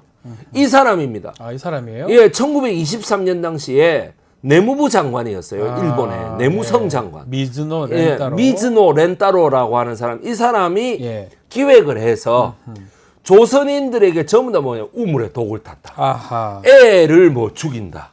유괴해가지고 죽인다. 네. 아기를 한다. 이래가지고 뭐냐면은 고주행 하여튼 15행 50전 그 발음이 안 되는. 예, 네. 주고행 고주행인가 네. 그걸 한번 발음해 보라 해가지고 안 되면 찔러 죽이고 이런 식으로 해가지고 6,000명을 죽였다는 거 아닙니까? 네. 저거에 대해서 일본이 계속해가지고 부정하고 있다. 저 지금 학살하는 저 과정이거든요. 모습이죠. 예. 요번에 1923년 간토 대지진이라는 것도 영화가 나왔어요. 예. 그런 것까지 다 진상 규명을 해야 되는 입장에서 일본이 안 하고 있다고 해가지고 일본 국적이라면 저 자막대로 진상 규명을 요구할 수 있습니까? 그러니까요. 그 만약에 일본 국적대로라면 일본인을 죽인 거네요. 예, 저번에 말이 돼요, 이게? 개혁신당에 예. 김성열 대변인이 나와가지고 네. 저 노동부 장관의 저거 말을 조선 국적이 아니라 일본 국적이다라는 말을 인정할 것 같으면은 네. 안중근이나 각종 이봉창이나 윤봉길의 것도 뭐냐면 합법적인 정부에 테러를 한 테러리스트라고 테러리스트가 되는 된다. 거죠. 예. 큰일 난다 이렇게 얘기했는데 그것뿐만이 아닙니다. 거기에 덧붙여서 저런 일본의 대학살 같은 것도 진상 규명을 할 일이 요원해진다라는 이야기. 그렇군요. 가뜩이나 세월도 100년이 넘어 흘러서 지금 일본은 어떻게든 덮으려고 하는데 그러니까 말 그대로 중요한 건 일본 마음이라면 일본을 덮으려고 하지 않습니까? 네. 그러면은 우리가 그 일본 마음에 따라가야 된다는 이야기입니까? 말도 안 되는 이야기죠. 예, 맞습니다. 그래서 지금 야권에서는 역사를 부정하는 사람을 공직에 임명할 수 없도록 그렇습니다. 임명 못하도록 하는 입법 추진하겠다고 하는데 이거는 실효성이 있을까요? 이거 어떻게 보십니까? 예, 저 같은 사람은 네. 역사를 전공하는 사람들은 저런 걸 너무 하고 싶죠. 그런데 저거를 해놓을 경우에 정권이 바뀌었을 때 예. 막 긁어 부스럼을 상대방에서 미친 듯이 낼 수가 있습니다. 옛날에 어쨌다 옛날에 그다음에 박정희 전두환 정권을 부정했다 이러면 대한민국의 정통성을 부정 이런 식으로 나올 수가 있어서 그러네요. 그런 악용을 제외한다면은 일본하고 일본에 부역한 친일파 이 친일파들이 해방 이후에 대부분 반공으로 돌면서 맞아요. 된 거거든요. 그러면 뭐냐면 역사를 가지고 만약 한다. 그럼 친일파들은 못 올라간다라는 일단 대원칙이 있다 치면 반공은 어떡할 겁니까? 네. 그러니까 여기에 대한 대비를 반드시 지금 민주당에서는 해놔야 된다. 저는 그렇게 생각합니다. 알겠습니다. 예. 자, 역사 관련해서 또 다른 좀 논란이 불거지고 있는데요. 이게 역사 교과서입니다. 뉴라이트 사관 역사 교과서 이 부분인데 지금 새 검정 역사 교과서 관련된 논란 조금 짚어주시면 좋을 것 같습니다. 여순 사건을 무조건 반란. 여순 반란. 그러니까 대법원까지 가서 다 뭐냐면 여수 민주화 항쟁이라고 다 됐어요. 예. 그 다음에 뭐 과거사 진상규명 특별법도 다 됐어요. 네. 그런데 대통령 하나 바뀌었다고 해가지고 네. 이 사람들이 교과서를 다시 내고 국정교과서가 아니지 않느냐. 검정교과서면 너가 싫으면 채택 안 하면 되지. 네. 는 아닙니다. 그게 결론적으로 말씀드리면 뭐냐면 교과서가 나온다는 거는 그 8종의 교과서가 하나의 어떤 사회적 분위기를 반영한다라는 거예요. 채택이 전혀 안 되는 게 극우의 교과서도 있어야 되지 않느냐. 극우의 교과서가 왜 필요합니까? 그럼 극조의 교과서가 나오면은 우리나라 국민의힘 지지자들은 그걸 가만히 보고 계실 겁니까? 그러면 어? 뭐 김일성을 찬양하고 막 이런 교과서를 써도 되겠네요. 말도 안 되는 얘기입니다. 그거는. 이게 10년 전에 비슷한 일이 있었어요. 2013년이었던가요? 박근혜 예. 정부 시절 때인데 예. 교학사, 한국사 교과서 논란. 예. 이때랑 비슷한 것 같아요, 상황이. 똑같습니다. 아, 그때는 또 뭐가 문제됐었습니까? 그때도 마찬가지로 한일 이른바 일본과의 쟁점 사안에 있어서 전부 다 표현을 순화시킨 거죠. 일본한테 유리하게, 예. 우리한테는 불리하게. 그 다음에 예. 낙성대 경제연구소 쪽의 입장이 대폭 반영됐던 그게 막 것이죠. 친일 뉴라이트 사관이 좀 있다고 뭐, 알려진 쪽이죠. 저 위안부를 강제로 끌고 갔다 그런 거 없었다. 네. 예, 뭐 자발적으로 그다음에 간 강제 것처럼. 동원은 네. 돈 벌러 간 거다. 이런 식으로 다 얘기를 했다라는 네. 거죠. 그때랑 지금이랑 비슷한 논란이 반복되는데 말씀처럼 정권 바뀔 때마다 이런 역사 교과서 논란 재현되는 이유 우리가 어떻게 봐야 됩니까? 해결책 우선, 없습니까? 예, 근본적인 문제가 있습니다. 네.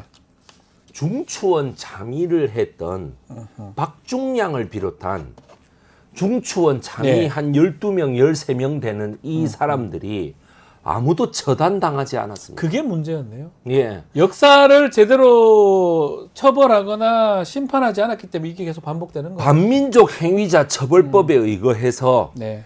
제1기 반민특위가 구성돼 가지고 1기 반민특위의 위원장 김상덕 위원장이 그때 당시에 의욕적으로 1호 박흥식, 2호 이종형, 3호 최린 이런 식으로 다 잡아들였거든. 네. 그리고 이 문서상으로 그 1년도 안 되는 기간에 다 조사한 사람만 무려 7,000명 가까이 됐다는 거 아닙니까? 그런 사람들을 하나하나 다 처단했다 하면은 네. 그 중에서 한 200명만 처단했어도 이런 뉴라이트 같은 거는 안 나타납니다. 왜냐하면 잘못했으면 나중에 예. 심판을 받는다라는 당연한 역사적 교훈을 알려줬기 그거를 때문에. 알려줬어야 되는데 네. 안 알려줍니다. 그러니까 문제 같으면 자꾸 이런 식의 논란이 되면 나라를 잃을 것 같으면 뭐하러 애국합니까? 그쪽에 붙어가지고 자기 그렇습니다. 편의를 아니면 자기의 어떤 그거를 생각을 하죠. 예, 이런 예. 결혼 역사가 반복되는 거잖아요. 바로 그렇습니다. 네. 이승만 대통령이라는 사람이 네. 미국에 있었던 사람이라서 국내에 자기와의 파트너가 필요했는 거라. 네. 그러니까 친일파를 용서하자, 친일파를 다시 중용하자로 흘러가면서 우리나라에는 정의파보다는 네. 내 한 몸 죽어도 내 목이 달아나도 할 말은 하겠다라는 사람보다는 기회주의자. 아주 시류에 편성하는 네. 사람. 그런 사람들이 주로 나타나게 됐다. 맞습니다. 그 지금까지 네. 2024년 이날까지 그런 뭐 일본이 어쩌고저쩌고 좋은 것처럼 얘기하는 사람들까지 계속 존재하지 않을까 생각이 그렇습니다. 되네요. 그래서 심지어 역사를 전공하는 사람들마저도 네. 역사를 전공하는 사람들마저도 방송에 나와가지고 뭐 근본 원인을 얘기하면 막 서양 이론을 막 얘기하면서 네, 네. 본질을 비껴갑니다. 그건 왜 그러느냐? 우리나라 역사학계가 친일파에 물들어 있기 때문에. 아하. 뭐냐면 두개 이병도라고 하는 이 기회주의자가 이승만 때 뭐냐면은 역사학계를 이끌었기 때문에. 아. 왜 우봉이 씨 아닙니까? 이 예. 우봉이 씨가 뭐예요?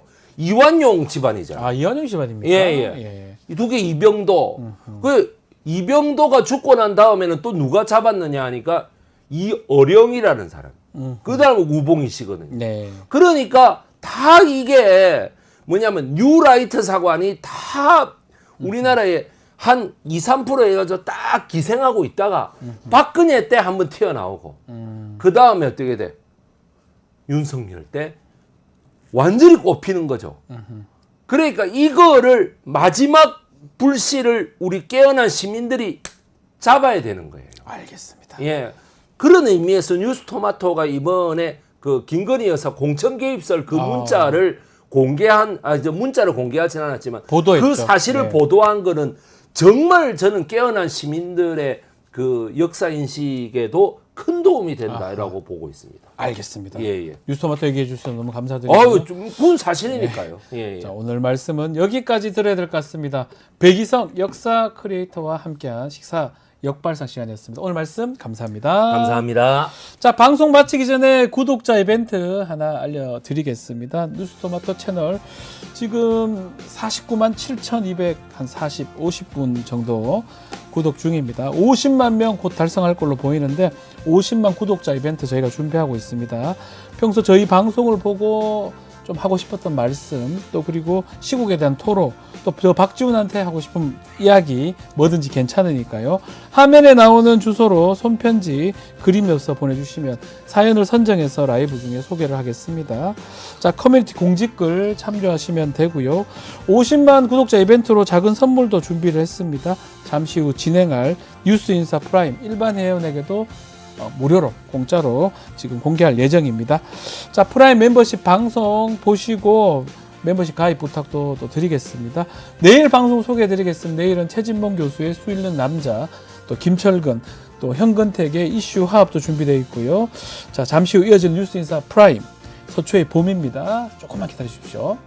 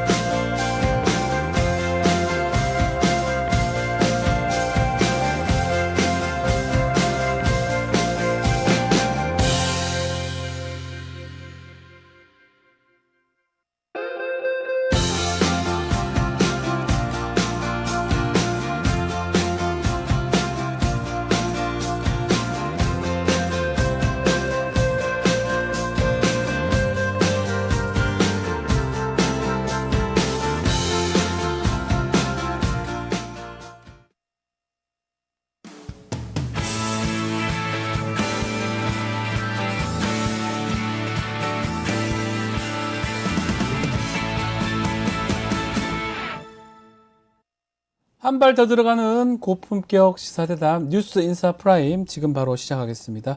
매주 화요일 코너 서초의 봄입니다. 검찰공화국 심장부인 서초동에 봄이 오는 그날까지 본격적인 검찰 관찰 시사 토크 이현주 변호사, 권영철 대기자와 함께하겠습니다. 두 분 안녕하십니까? 안녕하십니까? 네, 안녕하십니까? 자, 수사심의 얘기 먼저 해봐야 될 것 같습니다. 결국은 김건희 여사 디올백 사건 불기소 권고 결정을 내렸는데 좀 말씀 주십시오. 어떻게 보셨습니까? 조금 표현이 그렇습니다만은 이원석 총장의 꼼수에 국민이 쏘갔다. 이렇게 보는 게 옳지 않겠나 이렇게 생각이 듭니다. 꼼수다 이거는. 왜 그러냐면은 이원석 총장의 꼼수를 저는 한 3가지로 봤는데요. 네. 첫 번째는 최재형 목사가 샤넬 화장품과 명품 가방을 전달했다고 폭로를 한 뒤에 네. 고발이 있었잖아요. 네. 12월 초에 5개월간 아무 일도 하지 않았습니다. 내용이 이미 영상으로 나와 있고 고발이 됐고 신속하게 수사하면 한 달 정도밖에 안 걸릴 거다. 예. 이런 얘기까지 있었는데도 아무것도 안 했습니다. 두 번째는 총선에서 여당인 국민의힘이 참패를 당하니까 갑자기 전담 수사팀 구성을 지시를 합니다. 네. 도이치모터스 주가 조작 혐의에 대해서는 지휘권이 없다는 이유로 아무런 언급도 하지 않고 있으면서요. 감사요. 사실 뭐 김건희 여사 가족도 아니잖아요. 지휘권이 없을 이유가 없는데도 네. 그랬죠. 이게 전담 수사팀을 구성을 지시했다. 그것도 현직 대통령 부인에 대한 네. 그러면은 이게 기소하겠다는 법리 검토가 어느 정도 있었다는 걸 누구나 다 예상 가능하잖아요. 네. 청탁 금지법만 적용할 것 같았으면 굳이 전담 수사팀을 꾸릴 이유가 없는 거 아닙니까? 그렇죠. 그러자 이제 용산 대통령실에서 이원석 총장을 패싱하면서 검사장들 막 교체했죠. 네. 이른바 이원석 수족을 잘라버린 거잖아요. 근데 이원석 총장은 뭐 했습니까? 7초간 침묵이 대응의 전부였죠. 7초 침묵. 예. 이때부터 서초 식물원 얘기가 나왔고요. 세 번째는 이른바 출장 조사로도 또 이제 부하들로부터 패싱을 당했잖아요. 네. 그럼 그때는 이제 검찰총장이 위신이 추락했으니까 그만두겠구나라고 했는데 그만두진 않았죠. 네. 그리고 수사심의위원회 해부는 실익이 없다 하는 평가가 대다수였거든요. 네. 그런데도 또 수사심의위원회 또 회부를 강행을 하더라고요. 그럼 뭐냐? 수심위 회부는 결국 자신의 임기를 무사히 마치기 위한 검찰총장으로서의 모양 갖추기가 아니냐 이런 분석까지 있었죠. 참 세 가지를 들어보니까 좀 그러네요. 김건희 여사 불기소 처분은 사실은 어째 보면은 예상된 순서 아니었냐. 여기서 이제 그러면은 이원석 총장 2년을 돌아보면은 네. 검찰 오요구 역사가 아닌가. 그러게요. 예. 이른바 윤석열 사단이 뭘로 명분을 얻고 대권을 잡았습니까? 살권수였잖아요. 살아있는 권력 수사였잖아요. 네. 그럼 이원석 총장 시절에 살아있는 권력에 대한 수사를 뭘 했죠? 기억이 잘 안 납니다. 예. 그러니까 이게 그래서 특히나 김건희 여사 앞에만 서면 한없이 작아지는 검찰. 네. 검찰총장 출신 대통령의 호통 한 방이면은 고개도 들지도 못하는 검찰.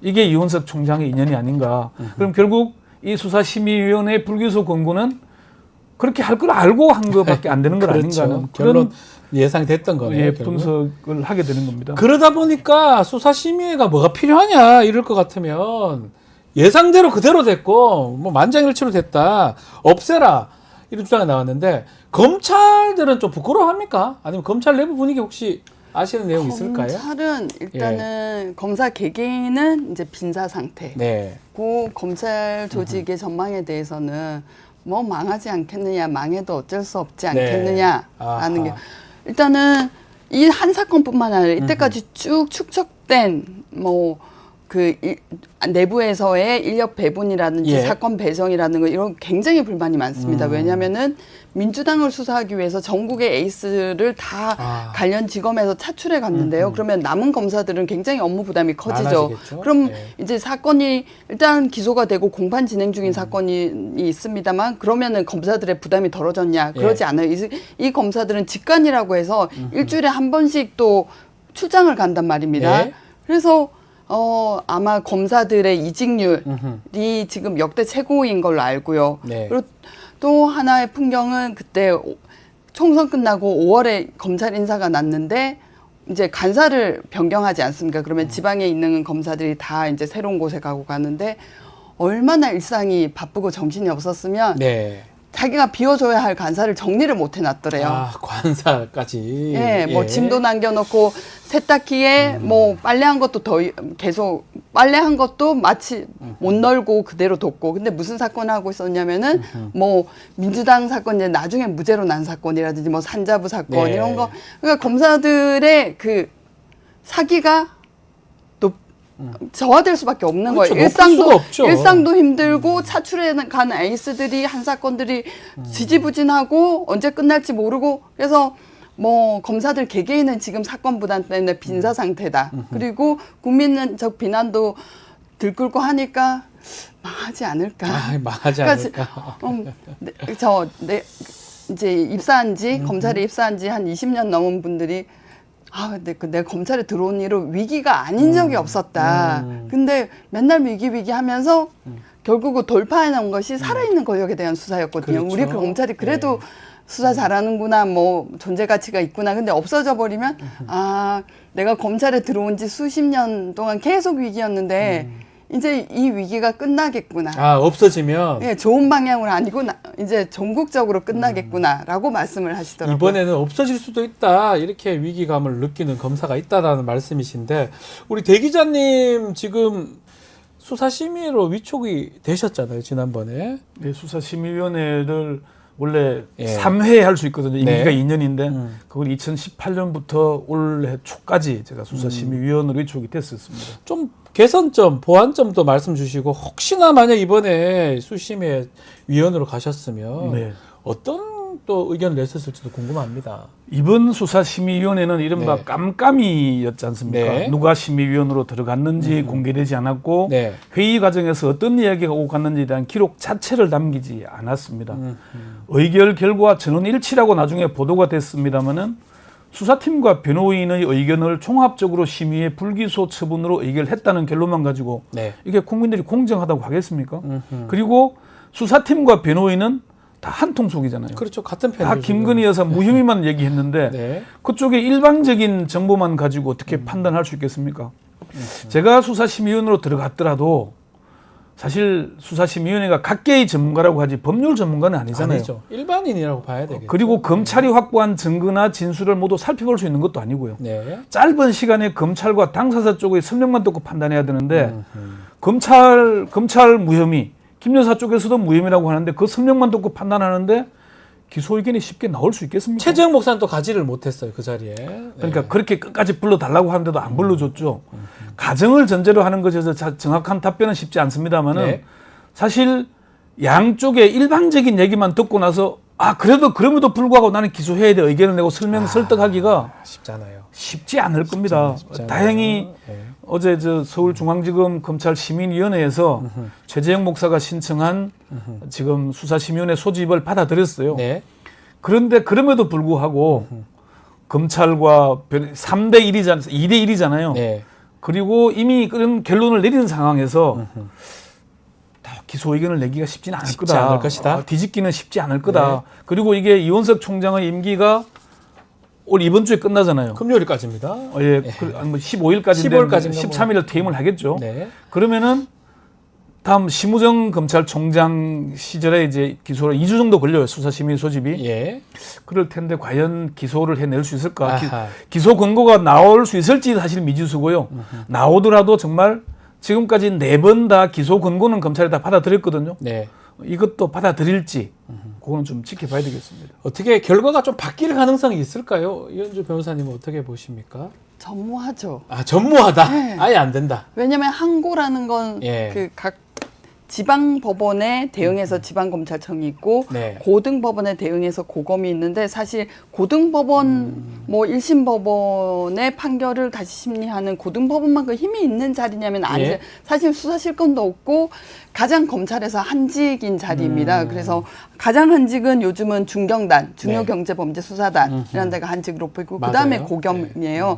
어쨌든 그래서 뭐 고검에 계신 분들은 이제 곧 퇴직을 앞둔 분들 혹은 또 인사에서 이제 마음 접은 분들인데 뭐 검사들끼리 농담으로 저분들은 이제 눈이 침침해서 기록 안 보인다. 예. 그리고 오전에는 손톱 깎고 저녁에는 발톱 깎고 오후에는 발톱 깎고 퇴근하신다. 이런 분 수사를 할 동력, 기백 전무합니다. 거의 없다는 거죠. 네, 뭐 서울중앙지검에서 이런 한 결정, 그 뭐 검사들이 한 결정을 뭐 강단지게 바로잡을 만한 그런 능력이 되고 그리고 열정이 넘치는 분이 없습니다. 네. 그 예전에 이재용 삼성전자 회장, 부회장 예. 수심이하고 지금 김건희 여사 수심이하고 좀 차이점이 있을까요? 다른 점이? 네, 이재용 삼성전자 네. 회장에 대한 수심위는 그 이후에 내용들이 공개가 됐죠. 나중에 공개됐습니다. 표결 결과도 뭐 몇 대 몇이다, 그 과반수로 이게 네. 이루어졌다는 얘기도 나왔는데 네. 당시에 수심위는 그 2020년 6월이었는데 검찰 수사를 중단하고 기소하지 말라 네. 이걸 권고했어요. 맞습니다. 근데 검찰이 그걸 받아들이지 않았습니다. 안 하고 기소를 했어요. 네. 불구속 기소를 했는데 그 이후에 검찰은 불기소 공고에도 불구하고 금융 경영 회계 전문가 80여 명의 의견을 청취하고 네. 뭐 이런 이유들 대면서 책임자를 기소를 했습니다. 예. 했는데 1심에서는 전부 무죄가 싹 났습니다. 다 무죄 났죠. 네. 지금 항소심 재판이 이제 진행이 되고 있는데 네. 검찰이 2,000여 개의 증거를 새로 제출하고 네. 회계 전문가 11명을 증인으로 채택해서 유죄를 입증하겠다라고 나서긴 했어요. 그때는 불기소 권고에도 불구하고 기소를 했는데 예. 이번에는 무혐의 불기소 권고를 받아들일 가능성. 어제 이제 이원석 총장의 출근길에 수심위 결정을 존중한다고 했는데 최재형 목사가 신청한 수사심의위원회가 받아들여졌으니까 이 결과는 어떻게 될지 좀 지켜봐야 되겠고요. 예. 좀 다른 사례. 다른 사례 어떤 게 있습니까? 김강호 이태원 참사 관련 김강호 전 서울경찰청장에 대한 사례인데요. 예. 이때는 이제 상황이 이렇습니다. 서울 수부지검 수사팀이 김 청장에 대해서 구속영장을 청구하겠다고 대검에 보고한 게 지난해 5월이었어요. 예. 그런데 대검에서 이원석 총장이 받아들이지 않았습니다. 네. 그러자 수사팀이 불구속 기소라도 하겠다라고 의견을 냈는데 이마저도 묵살당했습니다. 안 된다. 8개월 시간을 질질 끄다가 이원석 총장이 수사심의위원회를 소집을 했어요. 네. 서울 서부팀 수사팀은 교체됐고 네. 교체된 서울 서부지검 수사팀은 불기소해야 된다. 그 이유를 3단 논법까지 들이대면서까지 했는데 수심위에서 기소 권고 결정이 나니까 올 1월에 기소를 했어요. 예. 그러면은 이 사건도 수사팀이 이제 송경호 전 서울중앙지검장이 지난해 연말에 김건희 여사를 주가 조작 관련 소환하겠다는 얘기가 나오면서 부딪히기 시작했던 거잖아요. 지방에 갔잖아요 지금 네, 고검장으로. 그러니까 이제 그 윤석열 대통령이 인사권이 검사 인사권이 대통령한테 있으니까 네. 그렇게 갈아치웠는데 그러면은 이때 이제 이원석 총장의 결단하지 못하고 용사는 눈치만 보는 모습이 딱 드러나잖아요. 그때부터 김건희 여사 것도 제가 앞에 세 가지 꼼수를 설명했지만은 네. 결국은 용산의 눈치만 보다가 시간 끈 거잖아요. 이런 상황이기 때문에 김 전 그 청장에 대한 수심위 결과에 때는 당시에 유가족 측 대리인인 변호사가 직접 참여해서 유가족 입장을 전달했거든요. 예. 이번 수심위는 이쪽 최재형 목사 쪽 의견이 없었잖아요. 전혀 없었어요. 전혀 없었기 예. 때문에 이런 걸 우리가 좀 눈여겨봐야 되는 대목입니다. 네. 네. 자관 이원석 총장은 정말 한숨을 쉬셨어요. 원칙주의자로 알려져 있는데 네. 가만 보니까 이분이 찐윤 중에 찐윤이고 검찰총장이 됐잖아요. 네. 이원석 총장과 지금의 한동훈 대표를 보면은 윤석열 대통령의 반기를 드는 것처럼 보이는데 결과적으로는 아니라는 거잖아요. 용산 대통령실의 눈치만 살피고 있는 모습도 두 사람이 동기생이에요. 예, 연설 동기입니다. 네. 나이 차이는 좀 있지만 네, 그렇습니다. 네. 한 분은 대표로 가 있고 한 분은 검찰총장으로 가 있는데 미래를 좀 볼 수 있다 이거 말씀까지 좀 주셨습니다. 자, 근데 하나 좀 짚어볼게요, 변호사님. 이게 디올백 사건 그나마 이렇게 끝났지만 빨리 했잖아요. 일단락은 됐어요. 불기소로. 도이치모터스 사건은 이렇게 질질 몇 년간 끌고 있는데 요거는 빨리 일단락되는 이유는 또 뭘까요? 이것도 끌지 않고 다른 이유가 있을까요? 양상을 보면은 그 도이치모터스 사건의 경우에는 그 친윤 라인이 아닌 윤석열 사단이 아닌 이성윤 검사장 때 이 사건을 들고 그때부터 있었어요. 했던 사건이기 그래서 때문에 이성윤 검사장 에게 사건을 빨리 종결 지으라는 당시 윤석열 검찰총장의 압력이 있었다고 지금은 민주당 의원인 이성윤 예. 의원이 털어놓은 바 있죠. 얘기하셨죠. 뭐 사실 예. 쌍욕까지 해가면서 자기한테 압박을 했다. 네. 그럼에도 불구하고 종결이 안 된 거고 그리고 그 밑에 있는 검사들도 그러니까 한번 불러봐야 된다. 왜냐면은 네. 거래 패턴이 주가 조작의 전형적인 패턴을 따라가고 누가 있다. 봐도 그렇게 보이잖아요. 그렇죠. 그 네. 장 마감을 치기 직전 10분 전에 뭐 왕성하게 거래를 한다든지 네. 그리고 시장에 내놓으면 즉시 물량을 받아간다든지. 받아가고, 그래서 이걸 저희가 판사들이 그렇게 얘기를 하거든요. 판결문을 쓰는데 판결문이 잘 술술 나가지 않으면 네. 결론을 뒤집어 봐야 된다라고 얘기를. 맞아요. 근데 검사들도 차마 양심에 결정문이 나오겠습니까? 이 무혐의라는 뭐 결정문. 결정문이 불기소 결정문이든 공소장이든 뭐든 그걸로 끝나는 거죠. 검사 일은. 네. 그래서 이거 쓰기가 어렵다는 거죠. 불기소 결정문 쓸 수 있었을까요? 못 썼을 거라고 봅니다. 그래서 저항을 했고 그 이성윤 검사장 희하에서 저항을 했고 그 다음에 이제 송경호 검사장이 했을 네. 때도 송경호 검사장은 사실 윤석열 사단에 속한 사람으로서 빨리 종결시키고 싶었을 거예요. 근데 밑에 검사들이 말을 안 듣는데 지금은 시대가 바뀐 것이 그 윤석열 검사가 특검에 있을 때 직권남용죄를 많이 활용했지 않습니까? 본인이 말 잘못했다가는 직권남용죄 될 수 되잖아요. 있겠죠. 송경호 검사장도 그래서 마찬가지죠. 그 심하게 압박할 수는 없었던 거죠. 그러면서 이제 끌게 된 거라고 봅니다. 그래서 이창수 검사장이 와서는 이 사건을 하게 되면서 이창수 검사장은 자신이 왜 여기 발탁되어 왔는지를 알잖아요. 더 잘 알겠죠. 예. 네, 그 주문대로 처리해진 거죠. 그래서 그 도이치모터스 사건하고는 사건의 흐름이 다르고 최초에 시작했을 때 윤석열 사단 아닌 사람이 검사장을 하고 그러니까 있었고 빨리 그리고 진행이 증거도 되네요. 너무나 명백했고 공범들은 기소해서 재판 진행 중이었고 이런 여러 가지 질적인 이해가 차이가 됩니다. 있죠. 그렇지만 이제 내일 모레 10일이죠. 이 도이치 모터 사건 항소심 선고가 됩니다. 야, 이것도 이 재판 결과에 따라서 김건희 여사한테 상당한 영향을 미칠 것 같은데 이건 어떻게 봐야 됩니까? 그러니까 도이치모터스 사건의 네. 주범은 김호수 전 회장인데요. 예. 김 여사 입장에서는 가장 관심을 가질 수밖에 없는 피고인이 전주 손모 씨입니다. 그분 방조죄로 좀 들어갔나요? 네, 그렇죠. 그렇죠. 그러니까 1심에서는 무죄가 나왔는데 네. 검찰이 항소심에서 손 씨에게 주가 조작 방조 방조죄죠. 혐의를 예. 추가를 했죠. 예. 대부분 판례를 보면은 방조는 범행 준비나 범행 사실을 알면서도 범행을 가능, 촉진, 용이하도록 하는 지원 행위를 말하거든요. 예. 주가 조작이 있다는 사실을 알고 돈을 댔다면은 주가 조작 자체는 관여하지 않아도 방조죄로는 처벌이 가능하다. 맞습니다. 이겁니다. 예. 그러면은 법원이 지금 손 씨의 방조 혐의에 대해서 유죄를 선고할 경우에 김건희 여사는 사법 처리 기소를 할 수밖에 없는 상황으로 가지 않는가. 예. 이제 그렇게 봐야 되는 건데요. 김 여사가 주가 조작 사실을 인식했다는 점만 입증되면은 방조 책임을 피하기는 어려울 것이라는 게 이게 법적 최소한의 방조는 될 것이다. 예, 그렇죠. 그리고 예. 도이치모터스 주가 조작에는 손 씨, 김 여사 등 여러 인물이 이 통장이 활용이 되는데 네. 1심 재판부는 김 여사 명의의 계좌가 3개였다라고 인정을 했고요.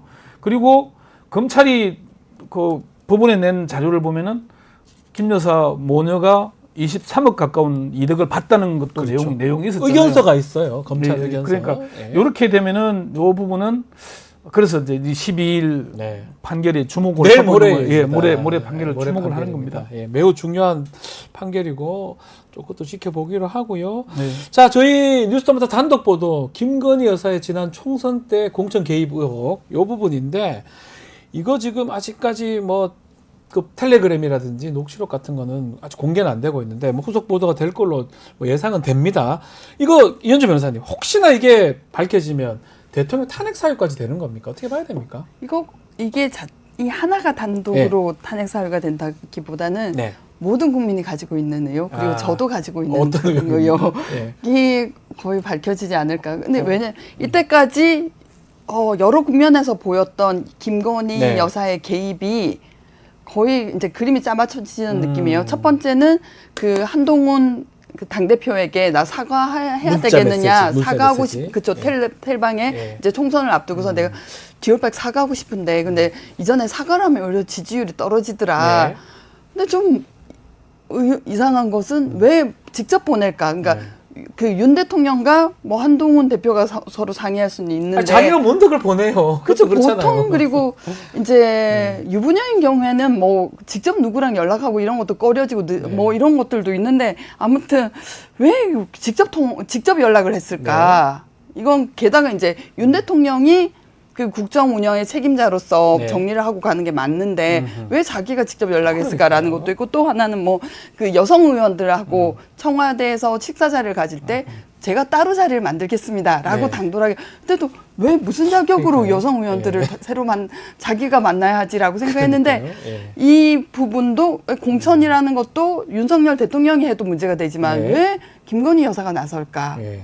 게다가 그냥 이제 공천을 창원 의창에 있는 김영선 의원을 김해 갑으로 옮겨가라. 네. 뭐로 끝나는 게 아니라 지역 맞춤 공약을 우리가 준비해 주겠다. 혹시나 이게 그게 내가 또 준비해 주겠다. 대통령이 어떻게 김건희 아닌- 여사가 대통령이 아니고서야 내가 지역 맞춤 공약을 마련해 주겠다는 네. 말이 그래서 이거는 심각하다.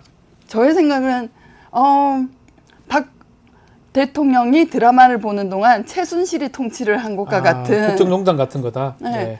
윤 대통령이 술 마시는 동안 김건희 여사가 통치를 하지 않나라는 합리적 의심을 해봅니다. 그 지난 총선 때 국민의힘에서 갑자기 이제 김해, 뭐 창원, 부산 이렇게 지역구 바꾸는 걸 보고 제가 깜짝 놀랐었거든요. 김해하고 밀양을 이제 조혜진 의원이었나요? 바꾸면서 밀양하고 김해하고는 정서가 많이 다른데 제가 그쪽에 살아봤기 때문에 그러면서 누가 저런 아이디어를 냈을까 이 생각을 했었는데 김해는 흠지죠 나름. 아유 안 되죠. 밀양은 좀 TK 정서가 있어서 된다면 조혜진 의원이라 하더라도 가서 이기가 쉽지가 않은데 어쨌든 그런 아이디어를 왜 누가 냈을까 제 개인적으로 고민을 했던 적이 있는데 뭐 이게 맞는지 안 맞는지 확인을 해봐야 되겠지만 혹시나 정치를 잘 모르는 사람이 그냥 이렇게 막 짜집기식으로 아니면 밀양에 누구 보내가지고 꼭 당선시키려고 했던 게 아니냐 이런 생각이 이제 드는 거예요. 이 김영선 전 의원 이야기 앞으로 어떻게 될까요? 이것도 사실은 이제 눈여겨봐야 될 게 네. 그러면은 김영선 전 의원이 고향에서 사선을 했잖아요. 그렇죠. 그런데 갑자기 창원 의창으로 의창께 가요. 갔어요 보궐선거 할 때. 아니 고향이 거창이지 의창은 아니거든요. 다른 곳이에요 아예.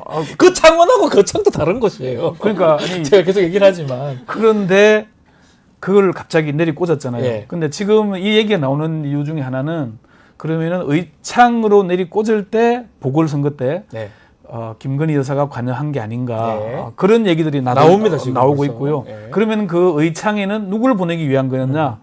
김상민 전 서울중앙지검 부장 말이 나왔잖아요. 김상민 부장이 뭐 거의 한다. 본인이 지나치게 앞서서 예. 추석 때 지역구 구민들한테 문자를 보내면서 공개가 돼버리면서 이제 문제가 드러난 거죠. 됐었죠. 그러니까 그러면 김상민을 보내기 위해서 김영선을 뺐다. 빼면서 반발을 하니까 지역 맞춤 공약을 해주겠다라고 네. 얘기했는데 김해 가라. 이게 지금 텔레그램 문자 메시지만 있는 게 아니라 네. 녹취록도 있을 것이라는 녹취록. 소문까지는 나돌고는 있어요. 네. 그럼 이게 어떻게 될 것이냐. 지금 김영선 전 의원은 부인하고 있잖아요. 그러면은 김영선 전 의원이 부인하는 이유가 뭐겠느냐. 한간에는 지금 공기업 사장으로 보내겠다라고 하고 좀 자리 하나. 설득하는 게 아닌가. 예. 김상민 전 검사가 국정원장 특보로 갑자기 임명이 됐어요. 예. 이게 터진 사안에서. 하여튼 뭐 터지면 호주로 보내버리고 뭐 이런 일이 자꾸 일어나는 것 같아요. 그러니까 합리적 의심이 점점 더 예. 증폭이 되고 있는 상황인 거예요. 그죠. 예. 저희도 사고 치면 1년에 연봉 4억 되는 4억 원 되는 공기업 사장 자리로 갈 수 있는 거예요. 더 좋네요. 그래서 이게 사실은 간단한 게 아니다. 네. 어제 박지원 의원이 그 대정부 질문에서 김건희 여사와 윤석열 대통령을 영분합니다. 그 얘기를 아주 처음으로 어쩌면 뭐 대정부 질문에서 그 얘기하기 쉽지는 않잖아요, 사실은. 공개적으로 나온 한 얘기예요. 거예요. 근데 네, 물론 이제 영분함. 뭐 한덕수 국무총리는 완전한 가짜 뉴스다 이렇게 반박을 하긴 했습니다만은 그래서 그런 의심이 나오는 거고 그러면은 이게 한 가지 더 추론을 할 때 네. 윤석열, 한동훈 두 사람 윤한 갈등 내지는 또는 김한 갈등이라고도 합니다만 요새는 네. 왜 그랬는가를 가만히 따져보니까 총선 때 공천이 틀어지면서 싸웠다. 루비콘강을 걷는 게 아닌가. 가장 큰 합리적인 의심이 가능한 대목입니다. 지금 그렇습니다. 윤 대통령이나 김건희 여사 쪽에서 밀던 사람들의 공천을 배제해버리고. 그 이철규 의원이 사무총장 할 때 비례대표 화 엄청 냈던 거 기억나거든요. 예, 그럼요. 그럼 예. 공개적으로 비난했죠. 예. 그래서 이 대통령실 용산의 요구가 받아들이지 않으면서 한동 윤한 갈등은 깊어질 대로 깊어졌고 네. 이번에 뭐 만찬을 하는데도 이제 친한 의원 뭐 최고위원들 빼고 한 이런 것들이 다 그게 어디서 왔는가 보면은 결국은 공천이다. 공천 때문에 권력 구도에 대한 싸움이 시작된 게 아닌가. 밖으로는 아직 구체적으로 안 드러났지만은 예. 그렇게 보면 이게 상당히 합리적 의심이 가능한 게 아닌가. 우리가 박근혜 전 대통령 때도 이른바 진박 감별사가 나오면서 그렇죠. 이게 깊어졌거든요. 그렇죠. 그럼 결국 그런 상황으로 가는 게 아닌가 지금 그렇게 보고 있는 겁니다. 자, 요거 하나만 좀 짚어보죠. 네. 이준석 뭐 천하람 이제 본계가 다 됐으니까 그 AB 의원이 현직 의원이다. 그 두 사람이다. 두 사람 또 그 직후에 막 뉴스 쇼나 이런 데 나와가지고 막 얘기를 하는데 김건희 살짝 보호하는 모양새 보이기도 하고 그것도 그 이후에 이준석 대표는 또 무혐의 처분을 받습니다. 그래서 뭐 일각에서는 뭐 연결된 거 아니냐 이런 얘기를 하는데 그 부분 혹시 하실 말씀 있을까요? 변호사님부터? 뭐 그 두 의원이 특히 이준석 의원이 김건희 여사를 저희 편드는 뉴스토마토에서 듯한 보도된 그날 당일날 김현정이 뉴스쇼 가서 바로 얘기했었어요. 편드는 듯한 얘기를 하는데 이건 저는 뭐 그리고 그 후에 무혐의 처벌 이것이 연결됐다고 연결됐다기보다는 지금 네. 이준석 의원의 속내 계산이 빠른 사람이잖아요. 머리가 명민하고 예, 그래서 뭐 여기에 내가 미리 참전할 거 있느냐. 이제 국면이 정리되면 뭔가 분위기가 오르고 그러면 지금 내가 나서서 뭐 먼저 앞장설 필요는 없다는 계산이지 지금 김건희 여사랑 뭔가 커넥션을 쌓게 됐다는 생각은 저는 안 해요. 왜냐면은 윤석열 대통령 자체가 사람을 한번 그 등지면 쭉 안 보는 사람이거든요. 이준석 대표하고 사이가 엄청 안 좋아졌었는데요. 그 상황에 대해서 개혁신당 핵심 관계자에게 물어보니까 아이고 또 말씀 단독 해주십니까? 아니 이런 얘기를 하더라고요. 예. 아니 뭐 민주당 이재명 도와줄 일 있냐. 그리고 지금 아직 그 텔레그램 캡처본이나 녹취록이 나오지 않는 상황에서 먼저 앞장서서 굳이 뭐 그들을 필요가 있느냐. 어제 저 법사위 소위에 지금 김건희 특검법도 통과가 됐잖아요. 네. 이런 상황에서 명확한 근거 이전에 굳이 우리가 뭐 보태가지고 내가 직접 그걸 봤다 이런 얘기를 할 필요가 있겠느냐는 뭐 윤리적이네요. 그것도. 계산도 있다. 그런 점도 감안해 볼 필요가 마지막으로 있습니다. 우리 대기자님께 녹취록이나 텔레그램 같은 게 공개될 여지가 있을까요? 이번 주 안으로? 한다면 추석 전에 될 것 같은데요. 있다면. 가능성은 많다. 지금 지난번에 이거 뭐 단독 보도를 했던 뉴스토마토에 뭐 그 기자가 현장 확인하러 갔다, 뭐 확보하러 갔다는 얘기가 있으니까 혹시 뭐 들으신 얘기 있으십니까? 뭐 저는 뭐 대화를 한번 나눠보긴 했는데 글쎄요 뭐 본인이 얘기를 하진 않지만 후속 보도는 있을 거다 이 얘기는 하죠. 생각을 들고요. 그리고 사실은 보도하기 전에 그거 확보하지 않고 보도하기 쉽지가 않습니다. 최소한 확보를 못했다 하더라도 확보될 가능성이 매우 높을 때 보도가 되는 거죠. 이 사안이 총선 전 올 1월 달에 이게 파다하게 퍼졌어요. 그래서 사실 취재한 기자들이 많습니다. 많은데 왜 총선 전에 보도를 못했느냐 확인을 해보니까 결정적인 총선 전에는 이게 선거 개입 여지 처벌받습니다. 크게 처벌받을 수 그러니까 있어요. 이거는 물증 없이 보도했다가 그렇게 역공을 당할 우려 때문에 못했던 기자들이 있더라고요. 그래서 그런 점 때문에 지금이라도 제가 듣기에도 텔레그램을 직접 봤다는 의원들이 있다고 다른 의원들도 있답니다. 이준석 천하람 의원 말고도요. 확인은 했는데 그게 조만간 아마 터져 나오지 않을까라고 그렇게 봅니다. 알겠습니다. 자, 오늘 말씀은 여기까지 듣겠습니다. 이현주 변호사, 권영철 대기자와 함께했습니다. 오늘 말씀 감사합니다. 수고했습니다. 자, 뉴스인사 프라임. 자, 유튜브 멤버십 회원에게만 우선 제공되고 당일 저녁 일반에게 공개됩니다. 지금은 라이브 방송 중입니다. 자, 회원 가입 방법 게시판 확인 가능하니까요. 많은 관심 부탁드리겠습니다. 자, 저는 내일 아침 다시 찾아오겠습니다. 고맙습니다.